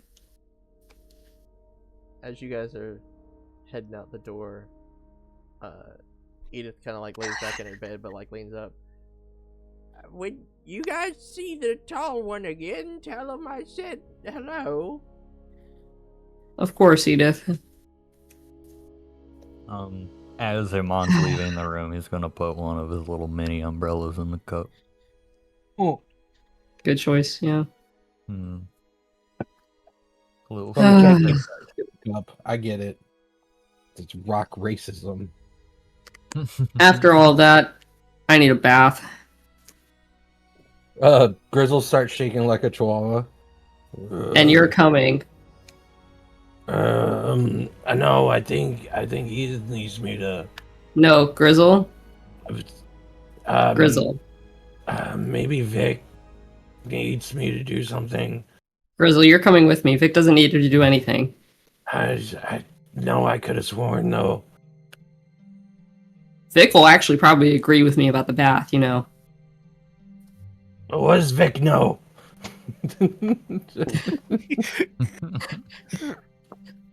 As you guys are coming out of the room, you see Janet waiting.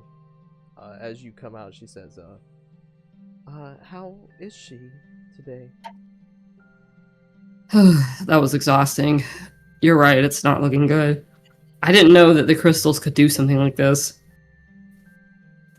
It is very unpleasant. She thought I was her husband. Yeah, she's thought I was a couple times as well. He's dead. She's told me that a couple times as well. Well, before you all go, anyone want to make any donations for the time being? Pull all the change out of my pocket and put some in. Grizzle puts another 100 down. I don't remember how many gold Pepsilon had, so I can't, like... Thorin will throw in 100. Iman's gonna look at his bag of recently acquired gold. He was very broke before this, and he's gonna be broke again. He's gonna give all of his gold, which is a total of 580. Jesus, come on. That's a lot of money. Oh my. I'll say Pepsilon. Everybody kind of gave 100, so I'll say Pepsilon puts over 100 gold.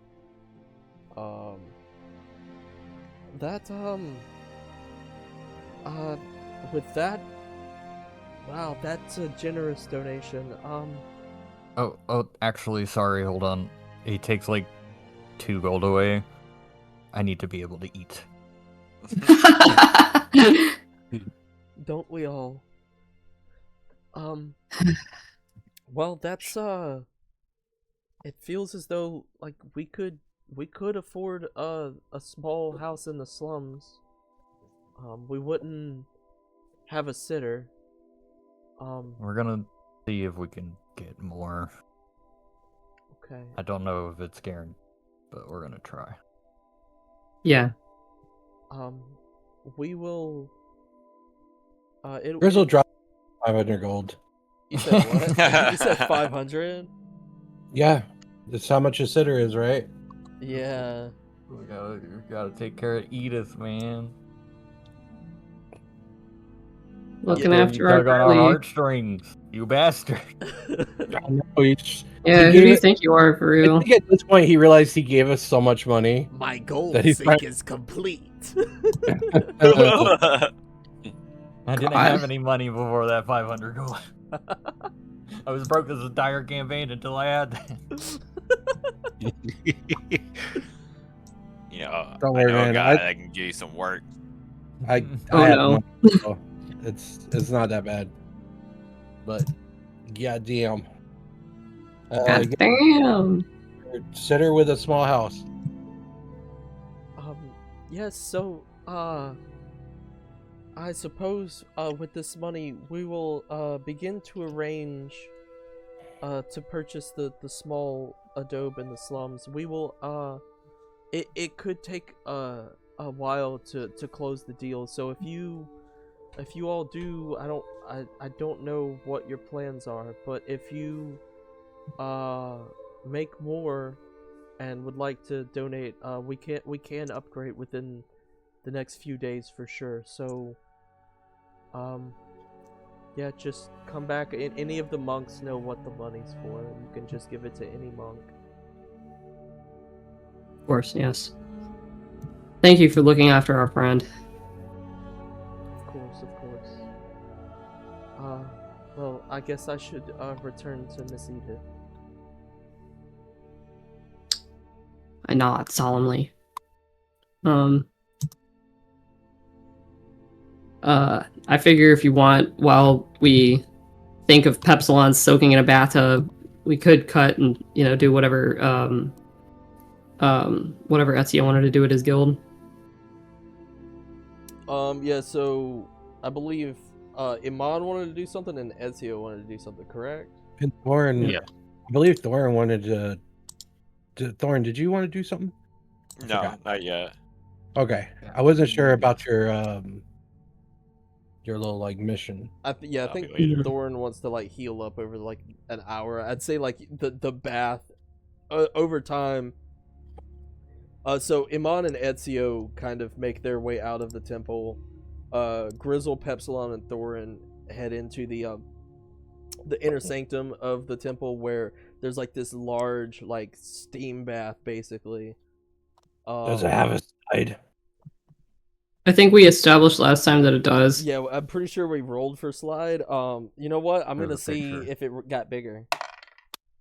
It's like a little bit bigger than it was the last time. It's about like a 6 foot water slide. It's a twirly one.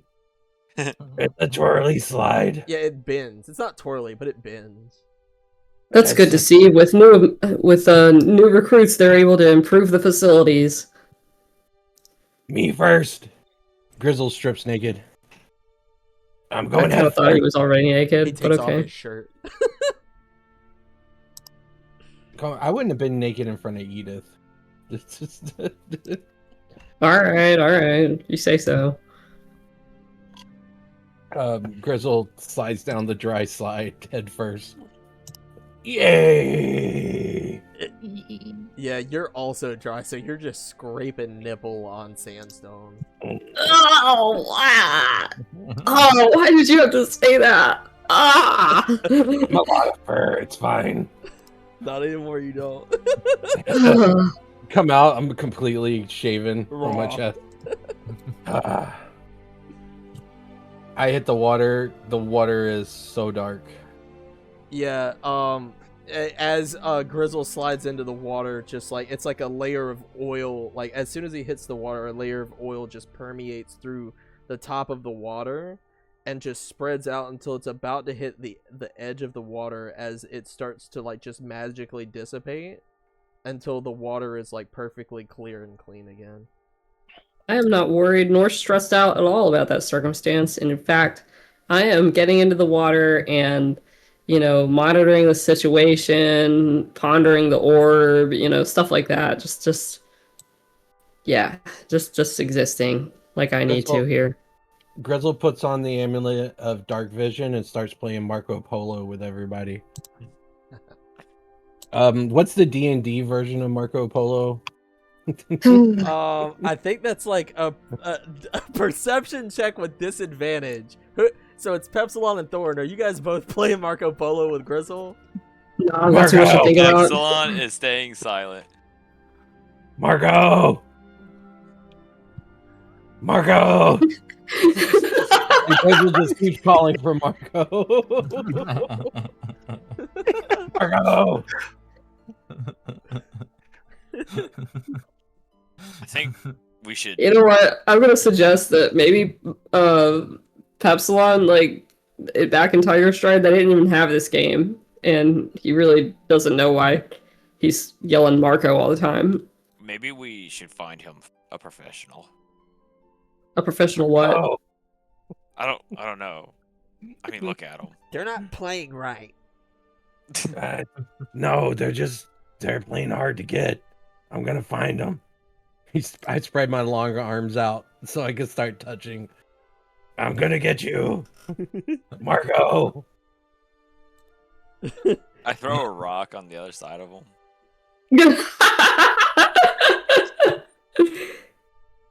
Oh no!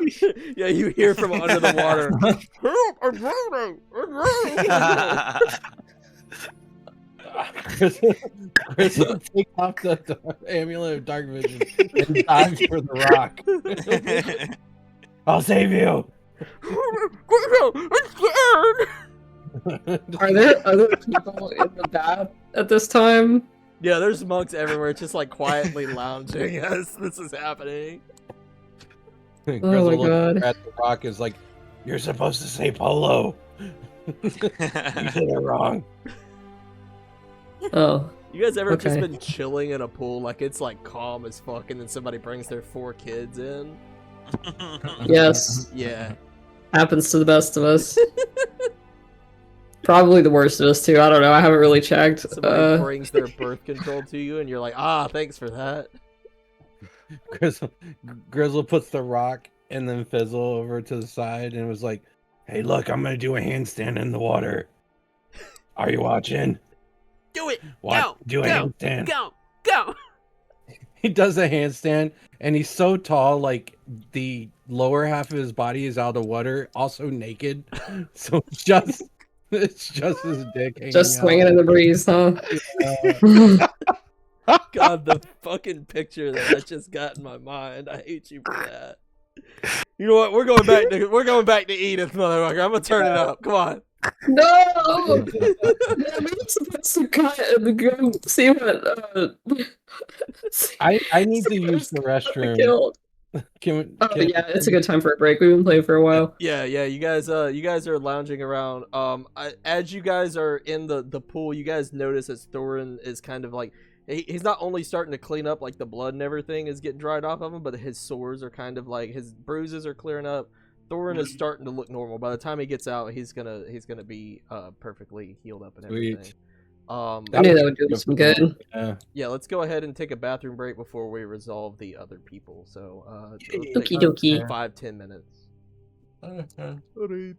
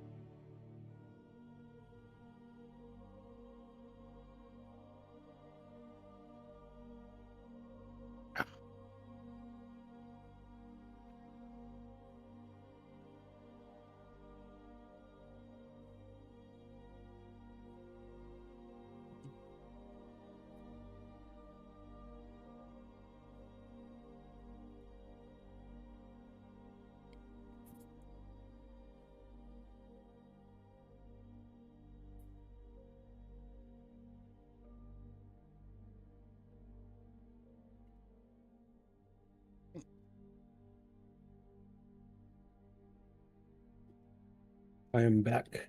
Welcome back. Thank you, sir. Welcome back.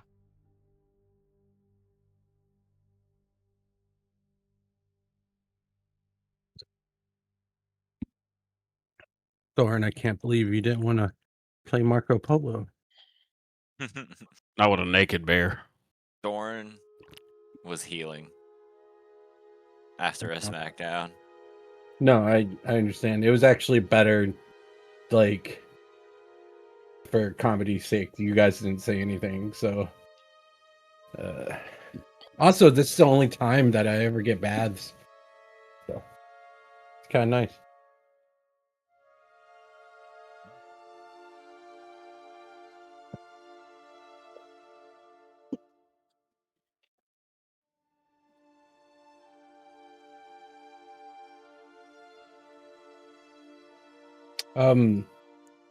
I'm not gonna lie, Ben. I was worried you were gonna straight up die.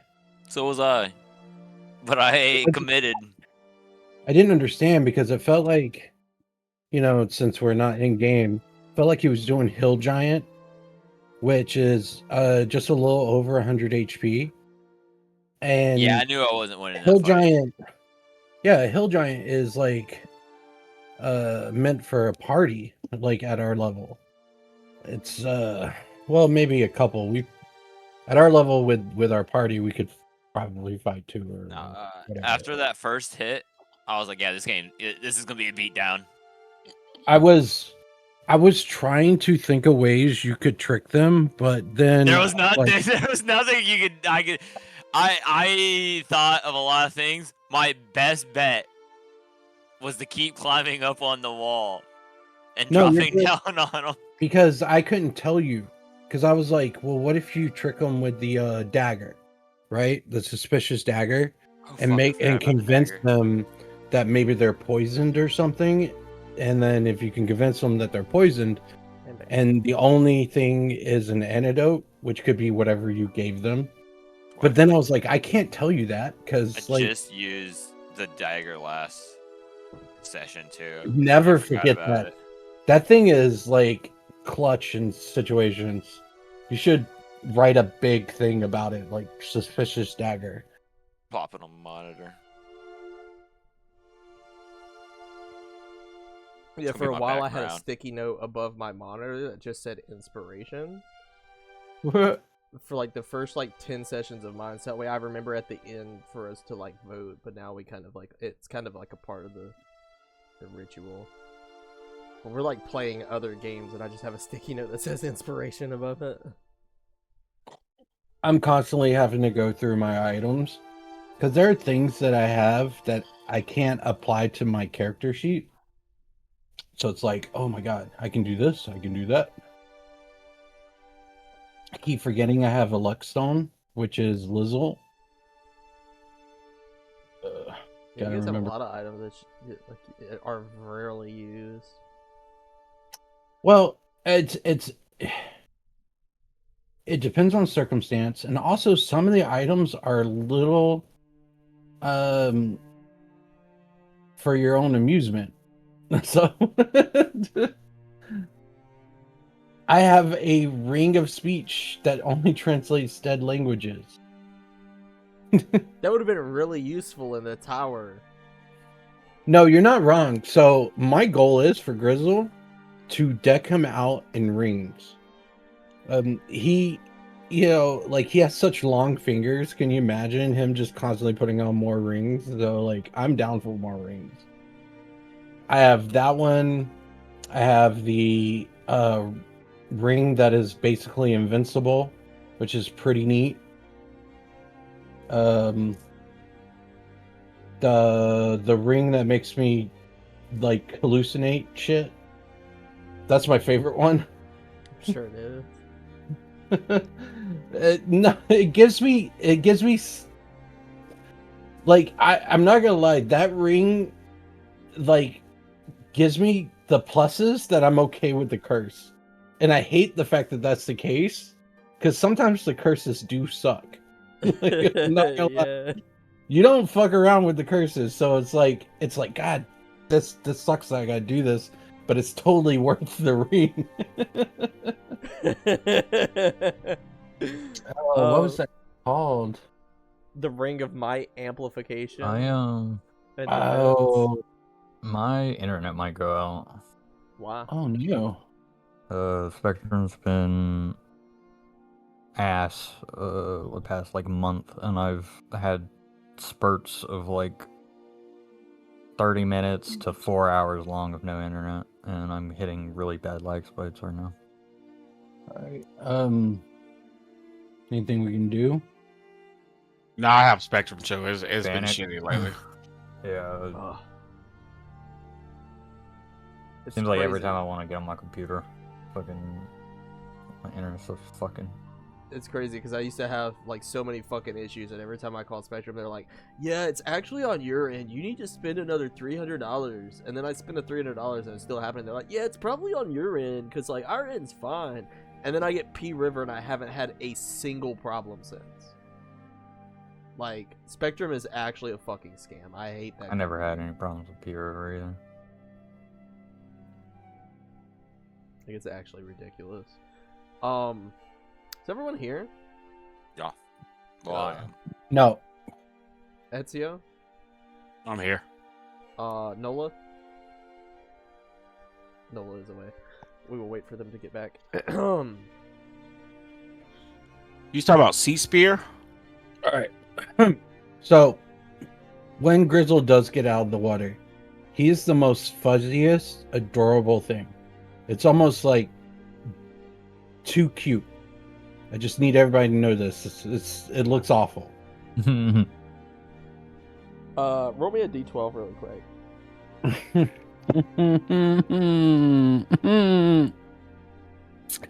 Is it because I remind you of the ring? No, this was like from earlier whenever you had made a dad joke. Fuck. It was a good one. Yeah, this is a good one too. What you roll? Oh no, I didn't even land in the thing, but I rolled a 10. I got scared. You get out of the water and you like shake, and as you do, you see out the corner of your eye like some movement on the ground, and you look over, and it looks like something like peeks like back behind the corner, like right as you look. You were completely convinced that you were being followed by mice, and they're like watching you. I know it. Alright, I'm here. Welcome back. They're always watching. Who's watching? Every time. What are we watching? Grizzle like whispers to Pepsilon. The mice. Pepsilon kind of starts like he was starting to doze off maybe. Huh, what? Huh? They're watching us. What? Who? Huh? Are we danger? Danger? Yes. It's always danger. What? I wake up a little bit more. What? Danger? Which way? What's wrong? The mice are gonna make their move. Who are the mice? Gang? Rival? Yes. Wizards? All of the above. They have consolidated everything, and now they're ready. Just keep an eye out. Ready for what? How do you know all of this? Trust me, I know. This is stressing me out. Grizzle, you keep hearing like little little patters behind you as you I've been hearing you make little noises the whole time. Yeah. You hear like little feet running along behind you, and you like turn and you don't see anything, but you hear like in the distance just like nobody else hears. Am I the last one to come back and y'all are like pulling a prank on me? Is this what's what? Or... No, Grizzle's he's got some madness going on. Just some madness. Classic Grizzle. Classic Grizzle. I look around for evidence of mice. The thing is like they're underestimated because they're so small. Never underestimate the small ones. Grizzle? When you say mice, do you mean like rodentia? Like, you know, I gesture with my hands as to like how big a mouse is. You know, like those kind of mice. Yeah, mice. Small, live in like holes in the walls. And that's why they watch us. Oh. I go back to chilling. I'm like, oh, okay, I'm not worried about that. Grizzle, there's one right behind you. Grizzle's on all fours. His hairs are standing up.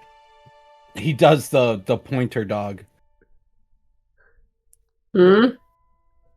Is there a mouse there? I look. Yeah, he's pointing with his muzzle. No, Pepsilon, you look around, you said you look for evidence of mice. Like, it's very well kept. Like, there's not even, like, little droppings or, like, little, like, stones out of place. Like, it's a very... I should hope not. Unhygienic. Yeah. Terribly unhygienic to have mouse poop just laying around. I just hope there isn't any evidence.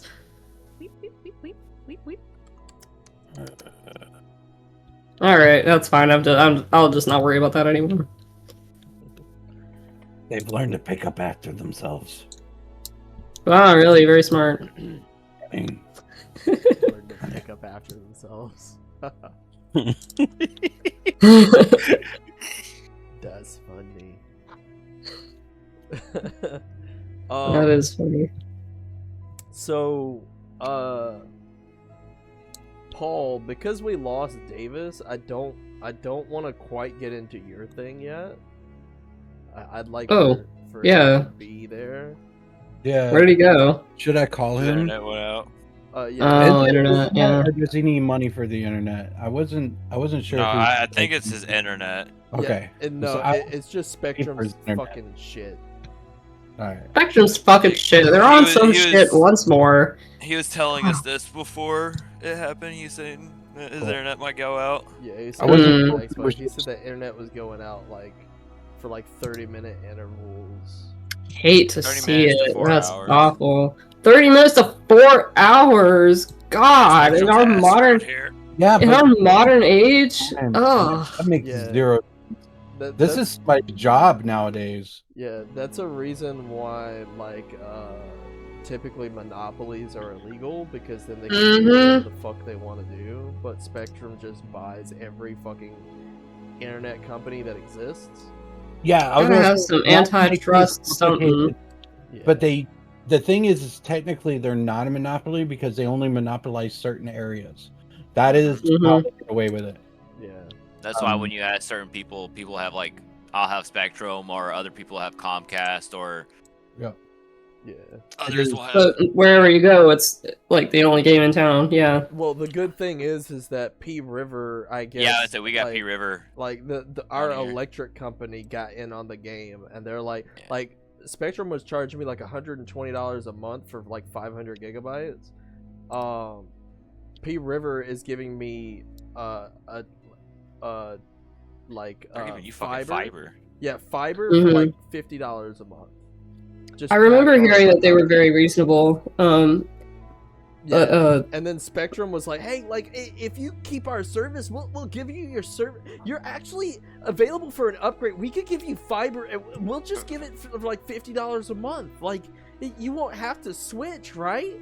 And I was The like, amount of "No, times- Please don't switch. they're coming knocking on my door." And I was like, "No, like I fucking hate your company. I would pay them more to get service that isn't your service. Like I'm actually so serious." The amount of times I've heard Chase's stories of being sent to the retention center. Yeah, the retention department. Yeah. I'm like actually just so fucking sick of them. And then like after I'm like starting to cancel my service, or P River's starting to come around, now they're like coming around knocking on my door, like begging for me to keep it. And I was like, I hope your fucking business goes under. Like I actually hope that you lose your fucking job because your company goes bankrupt. Like I cannot stand this fucking company. They're the reason why it took so long for fiber to become a thing Don't around take here. it out on the employee. We all need work. I'm not. Me hoping that you lose your job does not mean that I make you lose your job. I don't know what to tell you. I also hope that Walmart closes down, but we can't have the things we want. You know what I mean? Oh shit. That's fair enough. At this point, Walmart to me is like a place where I go to look at things since everything's locked up now, and I need to find something that they don't have there anymore. I tried to buy underwear. It's locked up now. underwear is locked up. God. Oh. It's locked up. Oh, Socks. welcome back. I think the last time I was in Walmart for something, like, I went to the pharmacy aisle and, like, stuff like birth control and condoms was, like, locked up, and I was like, I think I was there to buy lubricant, and I'm like, I'm seriously gonna have to call an employee to let me buy lube? Like, Yeah. where do I at our Walmart? where do I College. live? The thing is, any employee you find is a shopper. So, and this is somebody to work at Walmart. That is the truth. They will put everybody into shopping. Screw people that are there. You know what? We're playing D&D. Yeah, Davis is back. You know what? Welcome back. We are. I can almost guarantee you it's gonna happen again. We're with you, buddy. Okay. Wait, That your turn. being said, if y'all would like to do y'all's things and like whatever you need to do, if it does happen again, I do not mind. So I I'll like just watch the video. the Ezio's thing, like I kind of want that to be like a group thing. So we will perhaps postpone that for the time being. What was Iman trying to do in the city? He was wanting to seek out his mother. Perhaps if if she is residing in the estate of his family, or you would ask around.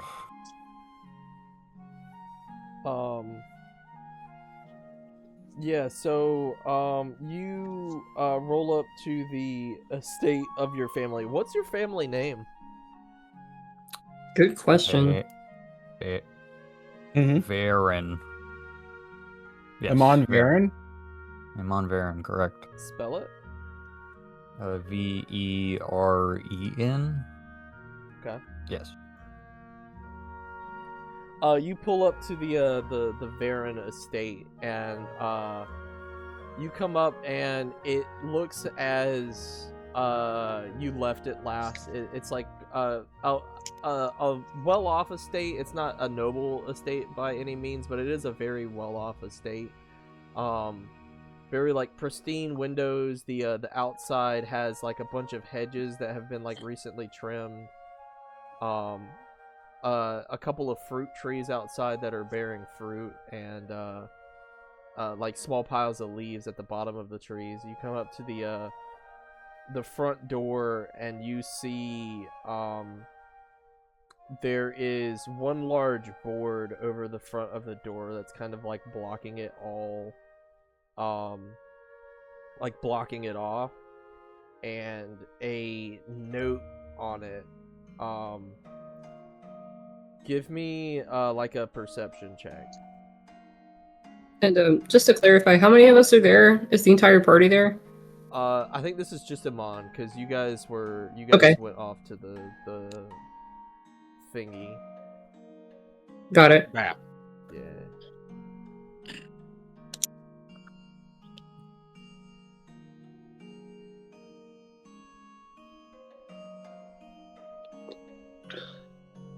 Is Davis there? Oh, he died. Oh no. Oh, that's sad. Hold on. There it is. Hate to see it. Crazy, because this is peak time. This is internet time. You imagine watching Netflix right now, or catch up on the last episode of The Boys. Oh god. Could you imagine trying to crash out on customer service and your internet keeps coming out? I would Hold on. be okay. Well, maybe this is going far, but it would not take a lot much more for me to start appearing on the news, which people would only be able to see on their over-the-air television, because so as only we've the established, boomers. the internet is not working. So only the boomers would see it. Yeah. You know, And it's on honestly, Fox News. honestly, this is my opinion. Okay, Mm. this is opinion. I blame the mice. Yeah, blame the mice for sure. Yeah, I think that's. I think. Do you know one time Do you my hear one time my car needed service, and I was just driving to the grocery store, and it starts like spewing all this like the idle's really rough, and it's spewing out all this nasty fumes.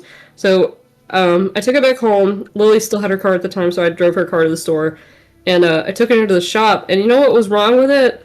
The mechanic told me that a mouse had got all up in my car, found an important wire, and chewed on it. That's what I'm saying. They only like the important wires.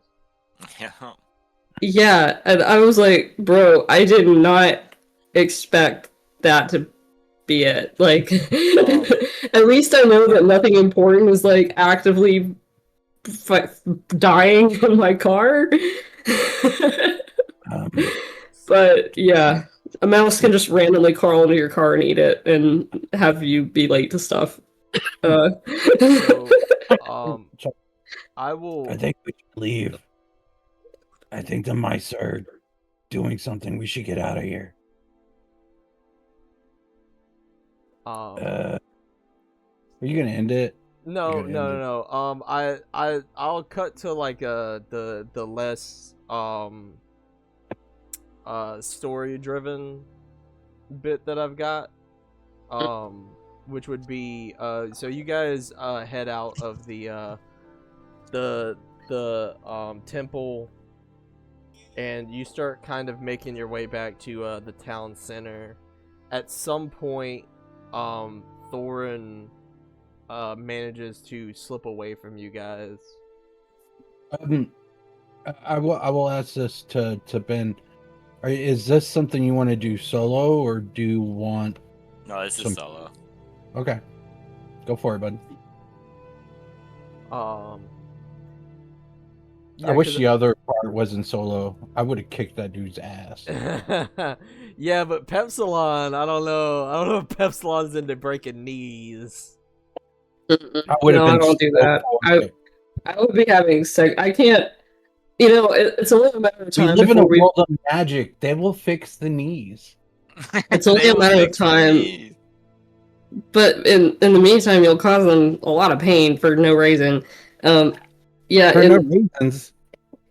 It's only a matter of time. Eventually, Pepsilon's gonna find out that Thorin is like not a good guy. Like, I'm gonna find out what the order, or not the order, what the union is really all about, and I'm gonna have a hard day. Yeah. Well, see, I when me and Ben came to the conclusion of how the direction that Thorin was gonna go, I was like, basically, like, if it creates issues within the group, like if it creates like moral issues, like he's got to be the one to go, basically. So, but it's interesting to have like this like side thing where it's like they can't know, and you know what I mean. So, yeah, a secret. Yeah. Technically, he's not in the order anymore, or in the union. So, yeah, whatever. No one knows that. I know none of us know this, but yeah, like, once again, I thought the union was a good thing. It was a bit restrictive. It builds all the buildings, or else. Yeah, Or else. I didn't get that part, and this has been a while. Yeah, I was saying, that's why I laughed so hard. I was like, it took you this long You to should- realize it's not what it seems. Scott, I think unions are good. Scott, you should really go on my YouTube page and watch the fucking the first one that I have where Thorin is solo. I know you mentioned it. You I really need to watch it. It's like an hour, dude. It's so good. I need to do that because this whole time I was like, a union can't be restrictive because you can only do the thing you're supposed to do. And it's like, that's frustrating when you're like, I can do this, but they're like, no, we have to pay a person that is unionized for this. And that can be a little bit of a drag. You're not a union. Like, you guys are it's the union. You're right. It's the union. The one, the only. Capital T, capital U. Real life unions are pretty great in D&D in our game. I don't know about that union. But yeah, you guys, if you guys haven't watched I think it's session 9.1, It's like one of my first uploads. It was just me and Ben, or me and Thorin, and him like accepting his new contract. Highly recommend it. Anybody watching the video, if they've made it this far, watch that. That's one of my favorites. I haven't seen it. Maybe I will. It's very good. It's like an hour 15 minutes, but it's really cool. I'll do it just to watch Ben roleplay. It shows hard. you kind of how he got into like where he is, and like I kept that a secret until the innkeeper that he had to kill. Yeah, but amazing. I love that scene. At any rate, Thorin, you slip away from the group and you make your way into the slums. You make your way through like the midtown, and then there's like staircases that go down into the darker slums that are in the bottom. It's like more damp, darker. This is where you performed your first contract for the Union. You walk by and you're continuing down the way. You see the house that you climbed on the roof of, that somebody had a bit of an accident. You see the bushes next to it. You see that there have now been new houses built on the other side of that. There's several new houses that are expanding further along. You see off on the other side of the road some older houses and different family names, until you come across one house that is labeled the mailbox out front says Midley.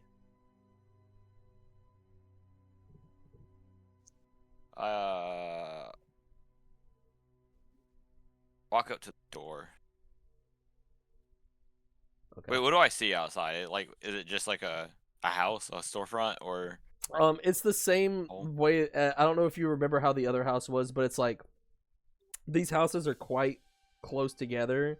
There's like a small walkway alleyway between each of them, but it's like just like a little, like maybe 1-2 bedroom house with like a couple of like, there's like a window in the front with some blinds pulled. There's a door. There's like some windows on the side of the house as well. I go up to the front door and knock on the door. Okay, you knock on the door. Yeah, I'm fucking banging on it. Are you like knocking, or are you like banging on it? I'm banging on it. Banging. You hear a voice inside go, just a minute. You hear? Can I distinguish that voice? It being like a young person, or yeah, it kind of sounded like a young girl. You hear her say just a minute, and then you hear like some like heavy kind of furniture shifting around before you hear the locks on the inside of the door just, and she like pulls the door open, and it's kind of like chained, and you see this like little girl with like these like dark brown eyes and like black hair, like straight black hair running down the side of her face, and she kind of pokes her head through the gap in the door. Who is it? just a friendly person from the Union. Is your dad home? He's not home right now. It's just me. You know where I could find him? Roll me an insight check. Oh. What is it? Okay. This girl is lying, and she's like shifting her eyes, and like very clearly like this might be her first time lying ever, and she is like shaking. No, I don't know where he is. I was told not to let strangers in, or talk. I think you need to go. Are you sure he's not in there? Yeah. Yeah, it's just me. He's been gone for a while. Alright, well, sorry to bother you. Okay. And she, like, closes the door. There's furniture scooting across the floor.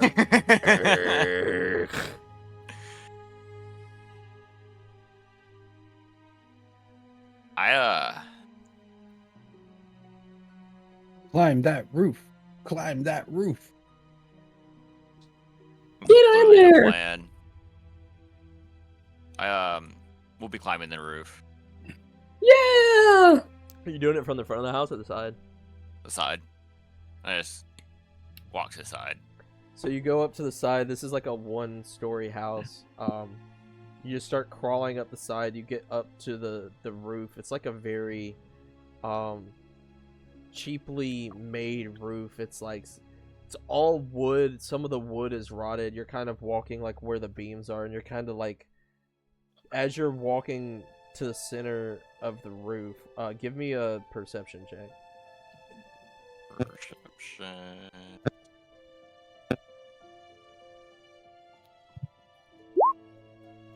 Huge.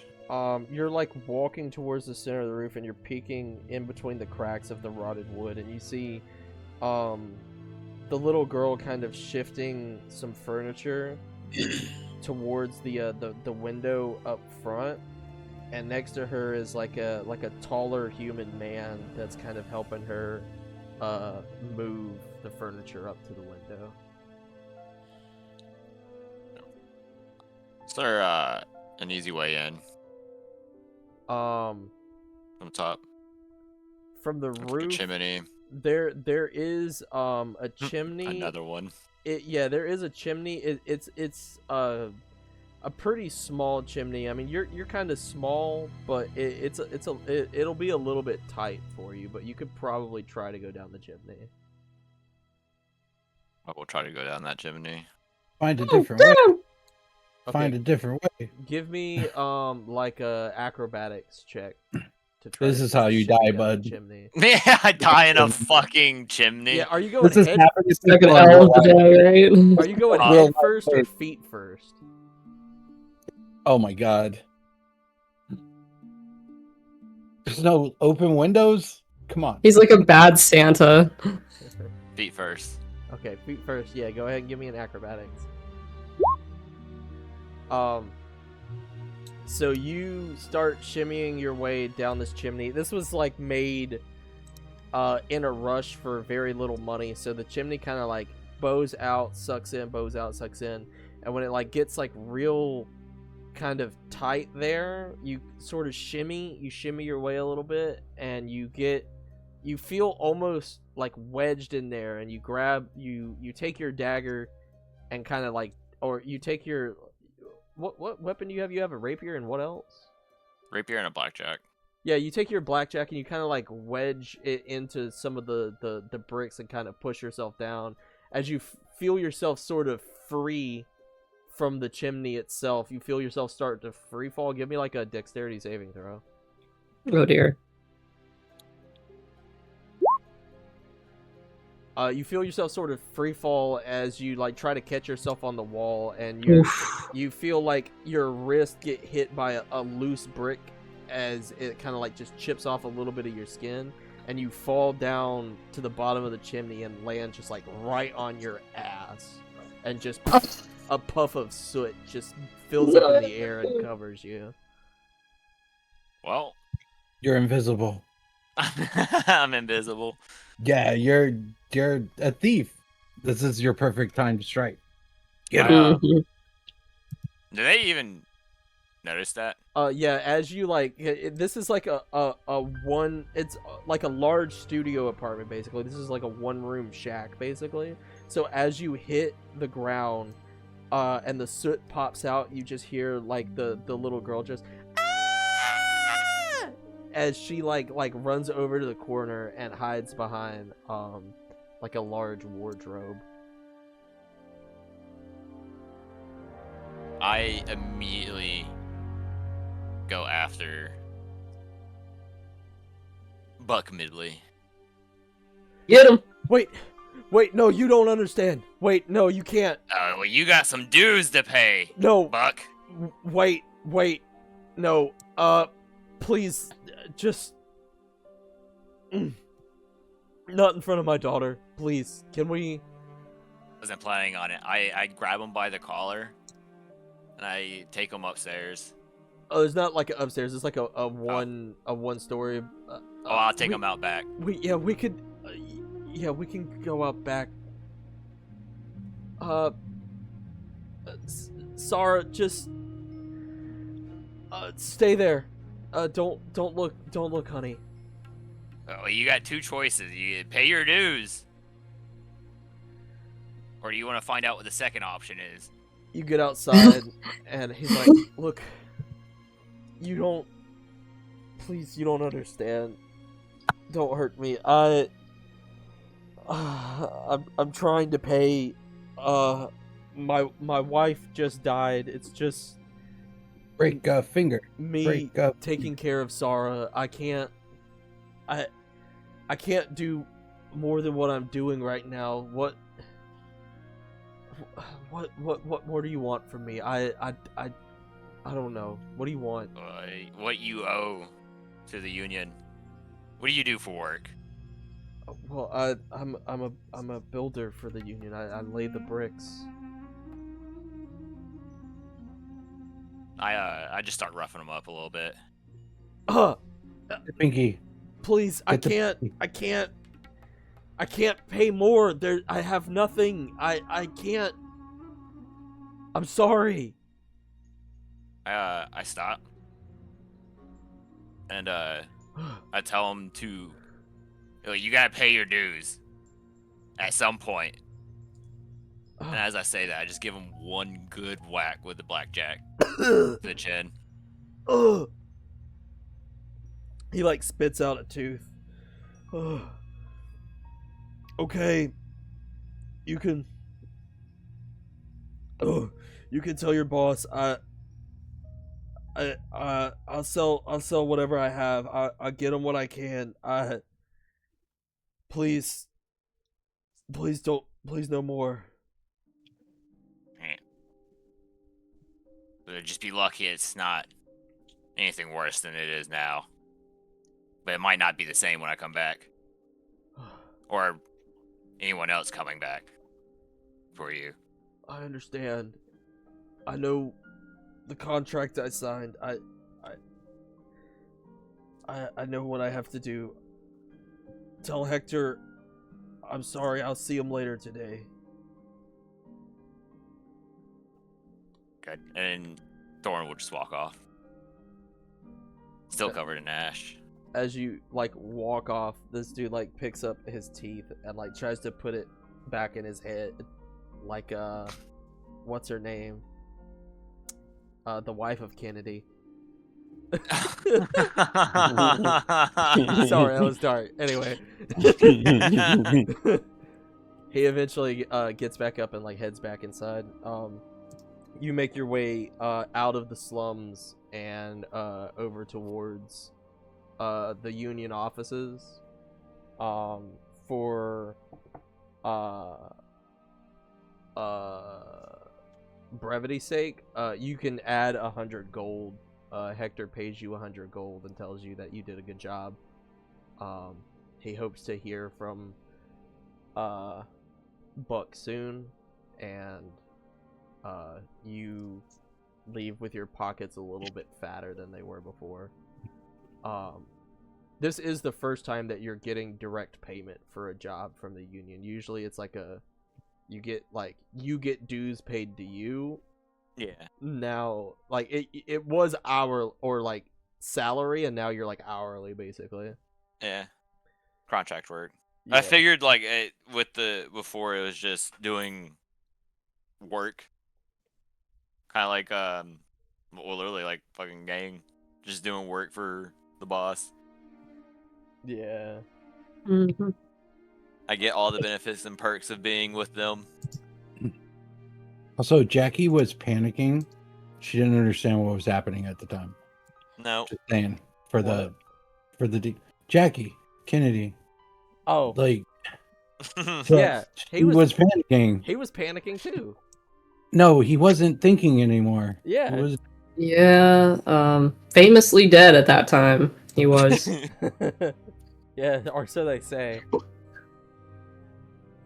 Well, there's a reason they say that. He was technically at the hospital. He was pronounced dead, but that was a doctor pronouncing the death. He died before that. Either way, yeah. Sorry. Anywho, yeah. So, from there, I will be ending it there. When we return, gonna want to resolve Iman's thing, and I definitely want to get to Ezio's thing. I'm sorry we couldn't get to your thing today, Paul. That's fine. It was definitely my plan, but Spectrum had other plans. Yeah, See, we've been in the city a while. I have Spectrum too, and I'm surprised. Well, they've been shitty lately. Like sometimes I'll disconnect during the game.